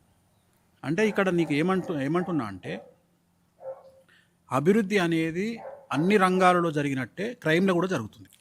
ఎప్పుడైతే లిబరల్గా బ్రతకడం స్టార్ట్ అయిందో, అంటే సోషలైజ్ అవ్వడం జరిగిందో అమ్మాయిలు, అంటే నేను మాట్లాడేది ఇప్పుడు సమాజంలో అబ్బాయిలతో పాటు అమ్మాయిలు కూడా సమాంతరంగా స్ట్రెస్ అనుభవిస్తున్నారు, సమాంతరంగా మందు తాగుతున్నారు, సమాంతరంగా సిగరెట్ తాగుతున్నారు. ఎప్పుడైతే నీకు సిగరెట్ మందు తాగడం అనేది వచ్చిందో, మందు తాగిన తర్వాత నీ విచక్షణను నువ్వు కోల్పోయే అవకాశం ఉంటుంది. మందు అనేది ఒక లిమిట్ వరకు అది నిజంగా మెడిసిన్ లాగా పనిచేస్తుంది. కానీ నువ్వు దాన్ని ఓవర్ అయిపోయి ఆ మందు స్థాయి నుండి డ్రగ్స్కు పోయినావు అనుకో, అప్పుడు నువ్వు డ్రగ్స్లో తప్పులు చేస్తావు. ఇప్పుడు LSD అని ఒక డ్రగ్ ఉంటుంది, అది ఒక విచిత్రమైనటువంటి ప్రక్రియను నీ మైండ్లో కలగజేస్తుంది. అట్లనే కొకైన్ కానీ ఇతరత్ర మాదక ద్రవ్యాలు కానీ ఏం చేస్తాయంటే మీకెటా తెలుసు అంటే, నేను నాకు తెలిసిన నార్కోటిక్ పనిచేసే అతన్ని అడిగిన, ఎందుకు తీసుకుంటారా ఇవన్నీ అంటే ఆయన చెప్పిండు, ఒక హెలోసినేషన్లో బతుకుతారంట వీళ్ళంతా. అంటే వీళ్ళు ఏం చేస్తారో కూడా వీళ్ళకి తెలియదట. రెండోది, కొన్ని డ్రగ్స్ తీసుకుంటే సూక్ష్మమైనటువంటి సౌండ్లు, వెంట్రుకలు కూడా, మన కను వెంట్రుకలు కూడా కింద పడ్డాయి కనిపిస్తాయట. సో అంత పవర్ పెరుగుతుంది కంటికి, అంత పవర్ పెరుగుతుంది చెవుడికి. అట్లనే మనం ఏదో స్వర్గంలో ఉన్నట్టు ఫీలింగ్ కలుగుతుందంట. సో మనం ఏం చేస్తున్నామో మనం విచక్షణ కోల్పోతామంట. సో ఇలాంటి వాళ్ళందరూ చేసేది నార్మల్ పర్సన్స్ కాదు, వీళ్ళు పర్వర్టెడ్ అయ్యి సైకోలు అయ్యి చాలా ఎక్స్ట్రీమ్ దగ్గరికి పోయిన తర్వాత వీళ్ళు మర్డర్ చేయగలరు. మనము ఒక ఎలుకను చంపాలంటే ఒక చీమను చంపాలంటే ఉత్సుకుంటాం. అర్థమైందా? నేను అనే పాయింట్ ఏంటంటే మనం ఒక ఎలుకను చంపాలంటే 100% ఆలోచిస్తాం. అదే పాము అయితే ఇంకా ఆలోచిస్తాం. అంటే అది పాము విషజీవైనా విషసర్పమైనా ఆలోచిస్తాం. కానీ ఒక మనిషిని చంపుతున్నారు, అది కూడా మన అనుకున్న మనిషిని చంపుతున్నారు అంటే వాళ్ళు ఎంత క్రూయల్ మెంటాలిటీ ఉండాలా. అంటే రెండోది వాళ్ళ జాతకంలో కూడా ఇప్పుడు మన సియా జాతకాన్ని చూసిన నేను, మన చంపింది కదా అమ్మాయి, సియా జాతకాన్ని చూస్తే 8వ ఇంట్లో ఆమెకు చంద్రుడు, శుక్రుడు, రాహువు ముగ్గురు ఉన్నారు. సో ఆమె జాతకంలో వంశభ్రష్టుత్వం ఉంది, అంటే వంశానికి చెడ్డ పేరు తెచ్చేటువంటి జాతకం. సో ఆమె చేసేటువంటి పనుల వల్ల ఆమె వంశానికి వాళ్ళ ఇంటికి చెడ్డ పేరు వస్తుంది. దీన్నే నా జాతక ప్రామాణికమైన భాషలో వంశభ్రష్టుత్వం అంటారు. సో ఈ వంశభ్రష్టుత్వం అంటే మొత్తం కుటుంబానికి చెడ్డ పేరు వచ్చిందిగా. సో ఎందుకు వచ్చింది అంటే 8వ ఇంట్లో రాహువు, చంద్రుడు, శుక్రుడు కలిసి ఉండడాన్ని దీన్ని చంద్ర చండాల యోగం, శుక్ర చండాల యోగం అండి. ఎవరికైతే జాతకంలో ఇలా ఉంటారో వాళ్ళు ఇలా చంపే అవకాశం ఉంటుంది, ఇలాంటి కేసులలో ఇన్వాల్వ్ అయ్యే అవకాశం ఉంటుంది. అలాగే చనిపోవడానికి కారణం ఆ అబ్బాయి చనిపోయిండు అంటే ఆ అబ్బాయి జాతకంలో శని చండాల యోగం ఉంది, శని రాహువు కలిసి ఉన్న, సో అతను కాంట్రవర్సీ డెత్కు గురయ్యే అవకాశం ఉంది. సో ఇలా మనం జాతకాలను కూడా విశ్లేషించవచ్చు. సో మనం ముందే ప్రిడిక్ట్ చేయొచ్చు, ముందే వాళ్ళ కాంబినేషన్ను విశదీకరించి అయ్యా బాబు మీ జాతకాలు కలవట్లేదురా బాబు, ఇప్పుడు లేటెస్ట్గా జాతకాలలో ఇవి కూడా చూడాల్సి వస్తున్నాయి. అంటే ఇది కామెడీగా అనుకున్నా వాడికి ఎక్కడ థ్రెట్ ఉంది అనే ఆలోచన కూడా మనం చేయాల్సి వస్తుంది. అట్లనే పెళ్ళిళ్ళు మాత్రం ఖచ్చితంగా నేను చెప్పగలుగుతా 2030 కల్లా భారతదేశంలో పెళ్ళిళ్ళ సంఖ్య 70% తగ్గే అవకాశం ఉంది. పెళ్ళిళ్ళు జరగవంటారు, 100లో 70 మంది పెళ్ళిళ్ళు చేసుకోరు. కానీ పెళ్ళిళ్ళు చేసుకోవడం ఉన్నా పిల్లల్ని కనే సంఖ్య చాలా తగ్గుతుంది. పిల్లల్ని కనే సంఖ్య 90% తగ్గుతుంది. ఎందుకంటే పెళ్ళిళ్ళు చేసుకొని భర్తను భార్యను భరించేదానికంటే పిల్లల్ని భరించడం చాలా కష్టమైపోయింది. ఎందుకంటే పూర్వకాలంలో మనం చాలా కష్టపడి వచ్చినాము, తిండి లేని జీవితాన్ని గడిపినాము, మన కుటుంబంలో చాలామంది మనం కష్టాలు ఎదుర్కొంటూ వచ్చినాము. కానీ ఇవాళ పరిస్థితి ఏంటంటే మనకు పుట్టినటువంటి పిల్లలు నో అనే మాట వింటలేరు. వాడు సంవత్సరం ఉంటాడు, వానికి సెల్ ఫోన్ చేతికి ఇస్తేనే వాడు తింటాడు. ఒకవేళ సెల్ ఫోన్ ఇస్తే వానికి నెట్ వస్తలేదనే విషయం అని తెలియదు. వైఫై ఇంట్లో ఆగిపోయింది అనుకో, వాటిలో సెల్ ఫోన్ ఇసిరి కొడితే వీడికించి 60 గదాల అవతల పడుతుంది పోయి. అంటే పిల్లలు కూడా పర్వర్టెడ్ తయారవుతున్నారు. అంటే జంజి పొద్దు ప్రతి ఇంట్లో పిల్లలు 12 గంటలకు 1 గంటలకు లేస్తారు, మధ్యాహ్నం రాత్రి 2 గంటలకు వండుకుంటారు. సో మన చేతి నుండి చిల్లని వెళ్ళిపోయారు. అంటే మనకు పుట్టిన పిల్లలు మన చేతి నుండి దాటి వెళ్ళిపోయారు. మనం కూడా ఒక భయం స్టార్ట్ అయింది అందరికీ. ఏంటంటే మనం ఏమైనా అంటే వీడు ఏమైనా వేసుకుంటాడేమో అనే భయం స్టార్ట్ అయింది. ఆ భయం మనల్ని కాపాడుతుంది అనే విషయం మనకు అర్థం కాదు. వాడిని కాపాడుతుంది అదే ఆ భయమే. సో ఇది అందుకని సంతానాన్ని కనే అవకాశం 90% తగ్గుతుంది, పెళ్లి చేసుకునే అవకాశం 70% తగ్గుతుంది. నాకు తెలిసి 2030 కల్లా పెళ్ళిళ్ళు ఉండకపోవచ్చు. సో వేణుస్వామి గారు, వేణుస్వామి అనే వ్యక్తి ఒక ఆస్ట్రాలజర్గా కొంతమందికి పరిచయం. చాలామంది పీపుల్కి కామాఖ్య అమ్మవారి టెంపుల్ని ప్రమోట్ చేస్తున్నటువంటి ఒక వ్యక్తి, అక్కడ యోని పూజలు చేస్తే మీ జీవితంలో మార్పులు వస్తాయని చెప్తున్నటువంటి ఒక వ్యక్తి. బేసిక్గా మనకి ఇక్కడ చూస్తే 2 తెలుగు రాష్ట్రాల్లో మీ జీవితంలో మార్పులు రావాలంటే, మంచి జరగాలంటే కొన్ని పుణ్యక్షేత్రాలు, స్థలాలు ఉన్నాయి, పూజలు హోమాలు చేయించుకోండి. ఇవే డెకేడ్స్ నుంచి వింటున్న మాటలు ఇవే. మీరు ఆల్మోస్ట్ ఒక 8 ఏళ్ళ నుంచి చెప్తున్నారు కామాఖ్య అమ్మవారి గురించి. మీరు ఒక 10 ఏళ్ళ సాధనేమో, మాకు తెలియదు యాక్చువల్లీ. ఈ 10 ఏళ్ళ నుంచి ఇప్పుడు ఇంకా వైరల్ అయిపోయింది. ప్రతి ఒక్క కామన్ మ్యాన్ కూడా కామాఖ్య అమ్మవారిని మాట్లాడుతున్నారు. పొద్దున్న లేస్తే సెలబ్రిటీలు ఎవరో ఒక ఇన్ఫ్లుయెన్సరో, యూట్యూబర్, సీరియల్ ఆర్టిస్ట్లో, ఇన్స్టాగ్రామ్లో కామాఖ్య అమ్మవారి. ఇప్పుడు నిన్న మంగళి పోయి వచ్చింది, సైలెంట్ అయింది వ్యవస్థ. చంద్రబాబు నాయుడు గారి వైఫ్ భువనేశ్వరం వెళ్ళింది 1 వీక్ బ్యాక్. నిన్న శిల్పా శెట్టి వెళ్ళింది. నిన్న శిల్పారెడ్డి, తెలుగు రాష్ట్రాలకు సంబంధించిన సెలబ్రిటీ శిల్పారెడ్డి వెళ్ళింది 27వ తారీఖు. సో ప్రతి సెలబ్రిటీ ఆడనే ఉంటారు కదా, ఎవరికి కష్టాలు వచ్చినా ఆడనే ఉంటారు కదా. అంతెందుకు శ్రీకాళహస్తిలో పూజ చేసిన అంబానీ కొడుకు అనంత్ అంబానీ డైరెక్ట్ తిరుపతి ఎయిర్పోర్ట్ నుండి కామాఖ్యకి వెళ్ళిపోయాడు. కామాఖ్య పోయి కామాఖ్యలో పూజలు చేసి 200 మేకలు ఇచ్చి అక్కడ నుండి ఇంటికి వెళ్ళిపోయాడు. సో కామాఖ్య అమ్మవారిని ఎక్కువగా మీరు ప్రొజెక్ట్ చేస్తున్నారు, దాని విశిష్టతలు చెప్తూ ఉన్నారు. మరి ఒకప్పుడు కామాఖ్య అమ్మవారి గురించి ఏ జ్యోతిష్కుడు చెప్పలేదు, ఏ వేద పండితుడు మాట్లాడలేదు. ఇక్కడ ఉన్నటువంటి పూజలు చెప్పారు, హోమాలు చెప్పారు, యాగాలు చేసుకోండి మార్పులు వస్తాయి అన్నారు. అవే చేస్తూ వచ్చారు. కొన్ని డెకేడ్స్ నుంచి లేని పద్ధతులు, ఆచారాలు మీరు కొత్తగా తీసుకొస్తున్నారు. ఇప్పుడు పుణ్యక్షేత్రాలు అంటే కొన్ని పదాలే. మీ దృష్టిలో అసలు ఏంటి పుణ్యక్షేత్రాలు అనగానే? ఒక మంచి జరిగే స్థలాలు, దేవాలయాలు అంటే ఏంటి? అసలు కామాఖ్య అమ్మవారి తప్పితే ఇంకెవరు లేరు. నేను అనేది ఏంటంటే, నీకున్న సమస్యను బట్టి నీకు ఇచ్చే రెమెడీ ఉంటుంది. ఇప్పుడు ఉదాహరణ అరుణాచలం అనేది మనకు తెలియదు, చాగంటి గారు చెప్పడం వల్ల ఇవాళ అరుణాచలం. నిన్న హయ్యెస్ట్ పౌర్ణమి రోజు అరుణాచలంలో ప్రదర్శనం చేయడానికి ప్లేస్ లేదు, 8 అవర్స్ పట్టింది ప్రదర్శనం చేయడానికి. మరి అరుణాచలం ఎందుకు వచ్చింది మధ్యలో? అర్థమైందా? ఇప్పుడు ఎవరో ఒకళ్ళు ఒక అమ్మవారు కానీ, ఒక స్వామి కానీ, ఒక శివుడు కానీ, ఒక వెంకటేశ్వర స్వామి కానీ ఎవరో ఒకళ్ళు కొంతమందిని ఎంచుకుంటారు. ఇప్పుడు ఉదాహరణ చాగంటి గారిని అరుణాచల ఈశ్వరుడు ఎట్లయితే ఆయనను ఎంచుకొని ఆయన ద్వారా అరుణాచలాన్ని ప్రమోట్ చేసుకుంటో, కామాఖ్య అమ్మవారు నా ద్వారా తెలుగు స్టేట్లో ప్రమోట్ చేసుకుంటారు. ఒకవేళ నేను టీవీ ముందుకు వచ్చి కామాఖ్య అమ్మవారు చాలా మంచిది మంచిది మంచిది మంచిది మంచిది మంచిది మంచిది మంచిది మంచిది అని చెప్పినారా అన్నటువంటి అమ్మవారి ప్రమోషను, యోని పూజలు, నగ్న పూజలు, ఇంకేవో పూజలు అని నా గురించి నెగిటివ్గా పెట్టి ఒక 6 నెలలు నన్ను ఉతికి ఆరేయడం వల్ల ఈ సబ్జెక్ట్ అనేది 10-15 సంవత్సరాలలో రావాల్సినటువంటి అమ్మవారి పబ్లిసిటీ వితిన్ 2 monthsలో అమ్మవారికి వచ్చింది.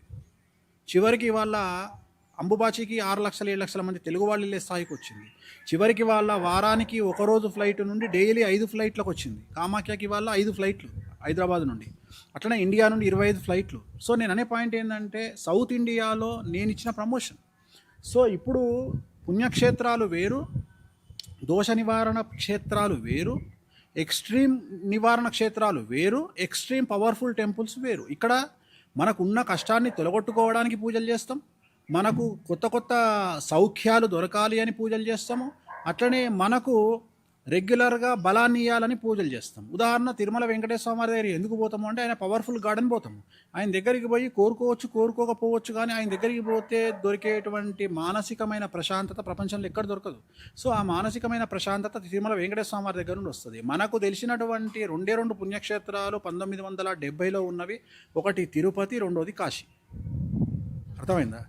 సో డే బై డే అనేది మనకు పెరుగుతూ వస్తుంది. ఈ ప్రస్తుతం 10 సంవత్సరాలలో ప్రాచుర్యంలోకి వచ్చినటువంటి దేవాలయాలు తెలుగువారికి 2. ఒకటి అరుణాచలము, రెండవది కామాఖ్య నేను ప్రమోట్ చేసిన, అరుణాచలాన్ని చాగంటి వారు ప్రమోట్ చేశారు. సో ఇప్పుడు దోష నివారణ పరిహారాలు చేసుకోవాలి అంటే ఒకటి గుర్తుంచుకోవాల్సింది ఏంటంటే, ఒక వ్యక్తి దగ్గరికి మనం పోయినప్పుడు వాడి ఐక్యూ లెవెల్ను బట్టి ఉంటుంది. ఉదాహరణ, నువ్వు ఎక్కడనో తెలంగాణ ప్రాంతంలో ఒక మారుమూల గ్రామానికి పోయి క్యాన్సర్ రోగంతో, క్యాన్సర్ సిమ్టమ్స్తోని వాడి దగ్గరికి పోతే, కడుపు క్యాన్సర్, లివర్ క్యాన్సర్తో పోతే వాడు ప్యాంటాప్రోజాలు, ల్యాండ్ప్రోజోలు టాబ్లెట్ రాసి, ర్యాంటాక్ టాబ్లెట్ రాసి జ్వరానికి మందిచ్చి పంపిస్తాడు. ఎందుకంటే వాడి స్థాయి అంతే. ఎవడు పోయినా నువ్వు 10 మంది మెడిసిన్ చెక్ చేసి సేమ్ ఉంటుంది, మెడిసిన్ మారదు.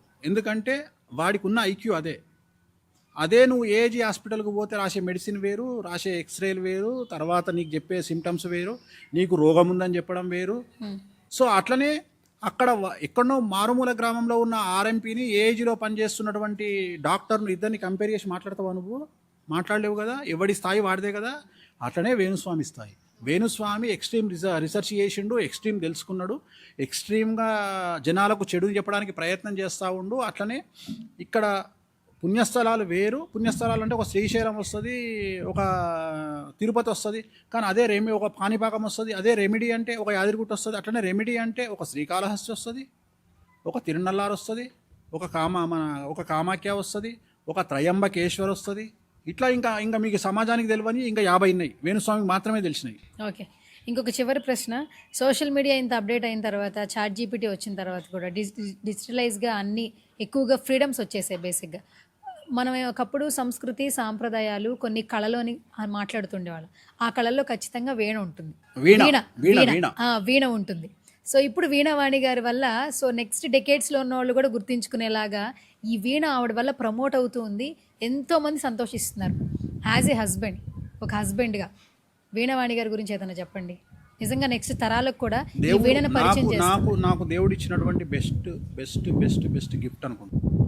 అంటే తనను లేకుండా నేను ఊహించలేను నా జీవితాన్ని. నేను అనేది ఏంటంటే తనను లేకుండా నేను ఊహించలేను, అంతే. అంటే చెప్పలేను. నేను అనే పాయింట్ ఏంటంటే నా జీవితంలో ఒక ఇద్దరు లేకుండా నేను నా జీవితాన్ని ఊహించలేను. ఒకటి నా వైఫ్, 2 నా పాప. ఇంకా వాళ్ళిద్దరు లేకుండా నేను ఊహించలేను. నేను ఇచ్చే ప్రయారిటీ కూడా వాళ్ళకే ఇస్తాను, ఇంకా వేరే వాళ్ళకి ఇవ్వను. సో తనకు భగవంతుడు ఇచ్చినటువంటి జ్ఞానము, భగవంతుడు ఇచ్చినటువంటి విద్య అనేది ఎక్స్ట్రీమ్గా సమాజానికి ఉపయోగపడుతోంది. ఈరోజు కొన్ని వేల మంది వీణను నేర్చుకోవడానికి ప్రయత్నం చేస్తున్నారు. వీణ కూడా ఇంతకుముందు వీణ అనేటువంటి దాన్ని ముట్టుకోవాలంటే భయపడేటువంటి స్థాయి నుండి వీణ అనేటువంటి దాన్ని కూడా ఓకల్గా నేర్చుకున్నంత అవలీలగా మనం ప్రయత్నం చేయొచ్చు అనేటువంటి ఆ ఉత్సుకత, ఆ క్యూరియాసిటీ, యాంగ్జైటీ కలిగించినటువంటి మనిషి తను. తో తన పేరు శ్రీవాణి అయితే చాలామంది శ్రీవాణి అనే పేరు వాళ్ళకరు ఇప్పటికి కూడా. చాలామంది వీణావాణి అంటారు లేదా వీణ అంటారు.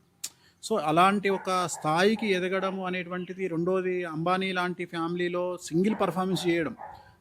ఎంతోమంది గ్రూప్ పర్ఫార్మెన్స్ చేసారు, కానీ తను ప్రత్యేకించి ఒక 70 మంది కోసము ఆమెను ఇంట్లో పెట్టుకొని ఇవాళ భారతదేశంలో జరిగే ఎవ్రీ బిగ్ ఫ్యాట్ వెడ్డింగ్ అంటే తెలుసు కదా. బిగ్ ఫ్యాట్ వెడ్డింగ్ అంటే బాగా బలిసినోళ్ళు చేసుకునే పెళ్ళిళ్ళు. సో బిగ్ ఫ్యాట్ వెడ్డింగ్లో తన ప్రోగ్రామ్ ఉంటుంది అంటే అది చాలా చాలా గొప్ప విషయము. సో ఒక హస్బెండ్గా నాకు తెలిసి అంటే నాకంటే ఉన్నత స్థాయిలో తను ఉండాలి అని కోరుకునేటువంటి వ్యక్తిని నేను. ఎందుకంటే చూసేసినాం, మనం లైఫ్ అంతా చూసేసినాం. తనకి ఎంత పేరు వస్తే అంత మంచిది. రెండోది, మా ఇద్దరి ప్రొఫెషన్స్ కూడా ఎట్లాంటి ప్రొఫెషన్స్ అంటే ఏజ్ పెరుగుతున్నా కొద్దీ మా వాల్యూస్ పెరుగుతాయి. ఇప్పుడు జ్యోతిషం అనేది ఏజ్ పెరుగుతున్నా పెరుగుతుంది, వీణ అనేది ఏజ్ పెరుగుతున్నా పెరుగుతుంది. సో తనకు స్కోప్ ఎక్కువగా ఉంది. నాకంటే తనకు ఫ్యాన్స్ ఎక్కువ. అంటే నేను అనేది ఏంటంటే, ఇప్పుడు బయటికి పోతే నన్ను ఒక 100 మందిలో నన్ను ఒక 50 మంది గుర్తుపడితే తనను 90 మంది గుర్తుపడతారు.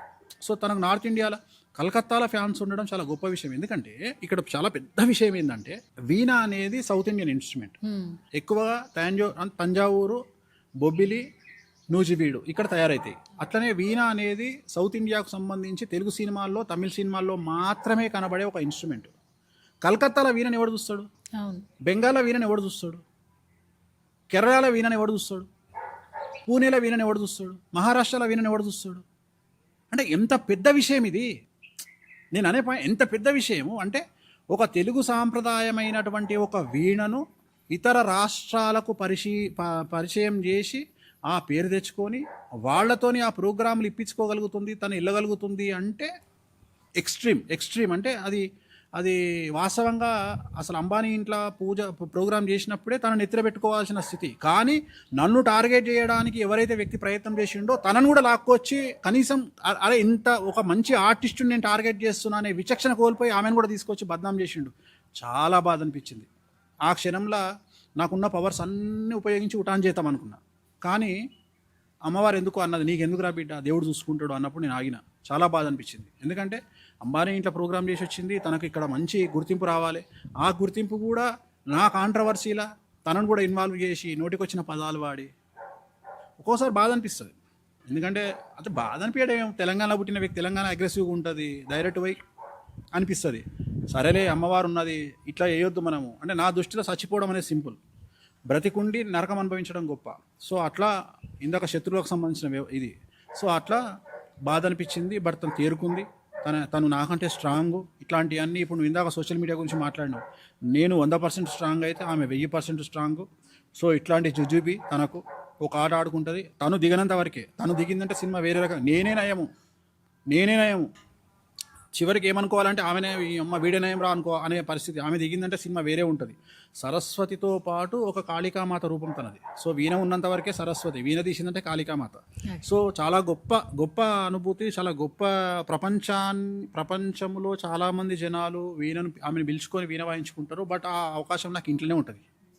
సో అది నాకు భగవంతుడు కల్పించినటువంటి అవకాశం. తట్టు ఎంతోమంది ప్రేమని సంపాదించుకున్నారు. మార్నింగ్ లేస్తే ఆమె ఇన్స్టాగ్రామ్ రీల్స్ చూస్తే అక్కడున్న ట్రావెల్ చేస్తూనే ఉన్నారు. నేను 2-3 మాట్లాడితే, వేణుస్వామి గారన్నా కొంత టైం తీసుకుంటారు పర్సనల్ స్పేస్, ఆమె పరిగెడుతూనే ఉంటుంది. ఎప్పుడు ఎక్కడ ఉంటుందో తెలియదు, చాలా బిజీగా ఉంటుంది.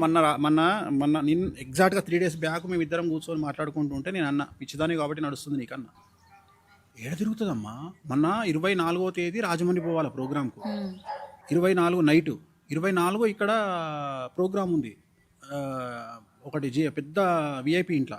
24 ప్రోగ్రామ్ చేసుకొని ఫ్లైట్స్ లేవు, చార్టర్డ్ ఫ్లైట్ వేసుకొని నైట్ 11 o'clock రాజమండ్రి పోయి రాజమండ్రిలో ప్రోగ్రామ్ చేసుకొని మళ్ళీ ఎర్లీ మార్నింగ్ 6 o'clock మళ్ళీ చార్టర్డ్ ఫ్లైట్ మళ్ళీ రిటర్న్ వచ్చింది. మళ్ళీ నెక్స్ట్ మార్నింగ్ 5 hours ప్రోగ్రామ్. ఎంతమందికి అవకాశం ఉంటుందమ్మా? నేను అదే చెప్తున్నా, ఎంతమందికి ఉంటుంది? ఇలాంటి అమ్మాయిని, తెలుగు అమ్మాయిగా మీరేం చేయాలా? నెత్తిలో పెట్టుకొని నువ్వు ప్రమోట్ చేయాలి. ఇప్పుడు ఆమెను తిట్టడం వల్ల ఏమైనా ఆగిపోయిందా? దానివల్ల ఇంకో 10 మందికి తెలిసింది. అందుకనే నేను నెగిటివ్ నమ్ముతామా, పాజిటివ్ నమ్మను. పాజిటివ్ అనేది సమాజంలో పోదు. కలియుగంలో పాజిటివ్ ఎప్పుడు పోదు, నెగిటివ్ బాగా పోతుంది. సో అందుకని మన జాతకం బాగుంటే ఎన్ని ప్రయత్నాలు చేసినా, ఎవ్వడేం చేసినా ఏం కాదు. నువ్వు ఒకటి చేయబోతే ఒకటి అవుతుంది. ఇప్పుడు ఓ సామెత ఉంది, ఆంజనేయ స్వామిని చేయబోతే కోతి అయిందంట. అట్లనే కోతిని చేయబోతే కూడా ఆంజనేయ స్వామి అవుతుంది.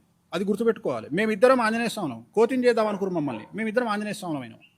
సో అదంటే ఏదో సమాజానికి మా నుండి ఏదో సేవ దొరికేది ఉంది, భగవంతుడు మమ్మల్ని ఏదో రీజన్లో పంపించిండు, ఆమెను ఏదో వీణ కోసం పంపించిండు, ఏదో జ్యోతిష్యం కోసం పంపించిండు.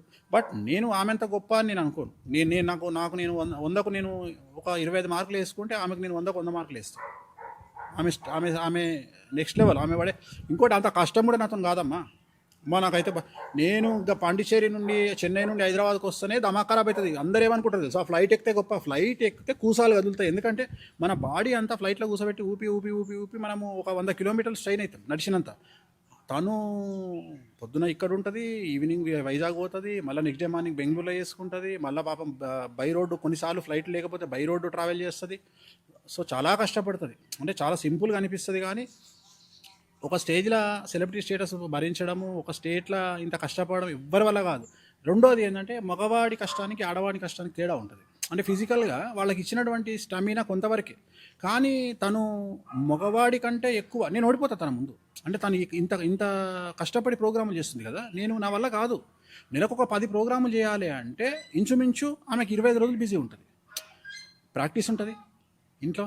ఇప్పుడు కొంతమంది స్పెషల్, ఇప్పుడు ఉదాహరణ మన ఎవరో ఢిల్లీలో ప్రోగ్రామ్ చేసింది. ఢిల్లీలో ప్రోగ్రామ్ చేసినప్పుడు ఐ థింక్ న్యూజిలాండ్ వాళ్ళు ఎవరో ప్రధానమంత్రి ఎవరో వచ్చినప్పుడు ఆయన ఏదో న్యూజిలాండ్కు సంబంధించిన జాతీయ గీతాన్ని వాయించమని అడిగినప్పుడు ఈమె ఇంట్లో జాతీయ గీతాన్ని తెప్పించుకొని వేసుకొని జాతీయ గీతాన్ని ప్రాక్టీస్ చేసింది, న్యూజిలాండ్ జాతీయ గీతాన్ని.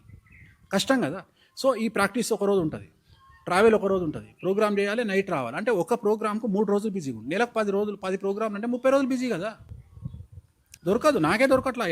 1 ఇయర్ నుండి నాకే దొరకట్లా. తను దొరికితే ఏదో పండగలాగా ఫీల్ అవుతున్నా. కాదు, యాజ్ ఏ హస్బెండ్ మీరు ఎక్కువ గిఫ్ట్లు ఇస్తారా, యాజ్ ఏ వైఫ్ ఆవిడ నుంచి ఎక్కువ తీసుకుంటారా గిఫ్ట్లు? నేనే ఇస్తా. మీరే ఇస్తారా? నేనే ఇస్తా. ఆమె నాకు భగవంతుడు ఇచ్చిన గిఫ్ట్, నేను ఆమెకు ఎక్కువ గిఫ్ట్లు ఇస్తుంటాను. వెంకటేశ్వర స్వామి ఇచ్చిన గిఫ్ట్ ఆమె ఏమంటుంది తెలుసా, నేను వెంకటేశ్వర స్వామి బిడ్డను, మిమ్మల్ని నా బాడీగార్డ్గా పెట్టిండు వెంకటేశ్వర స్వామి అంటుంది. అందుకని బాడీగార్డ్ అనే చూసుకుంటాను. థ్యాంక్ యూ సో మచ్ గురువు గారు. ఓం నమో వెంకటేశాయ.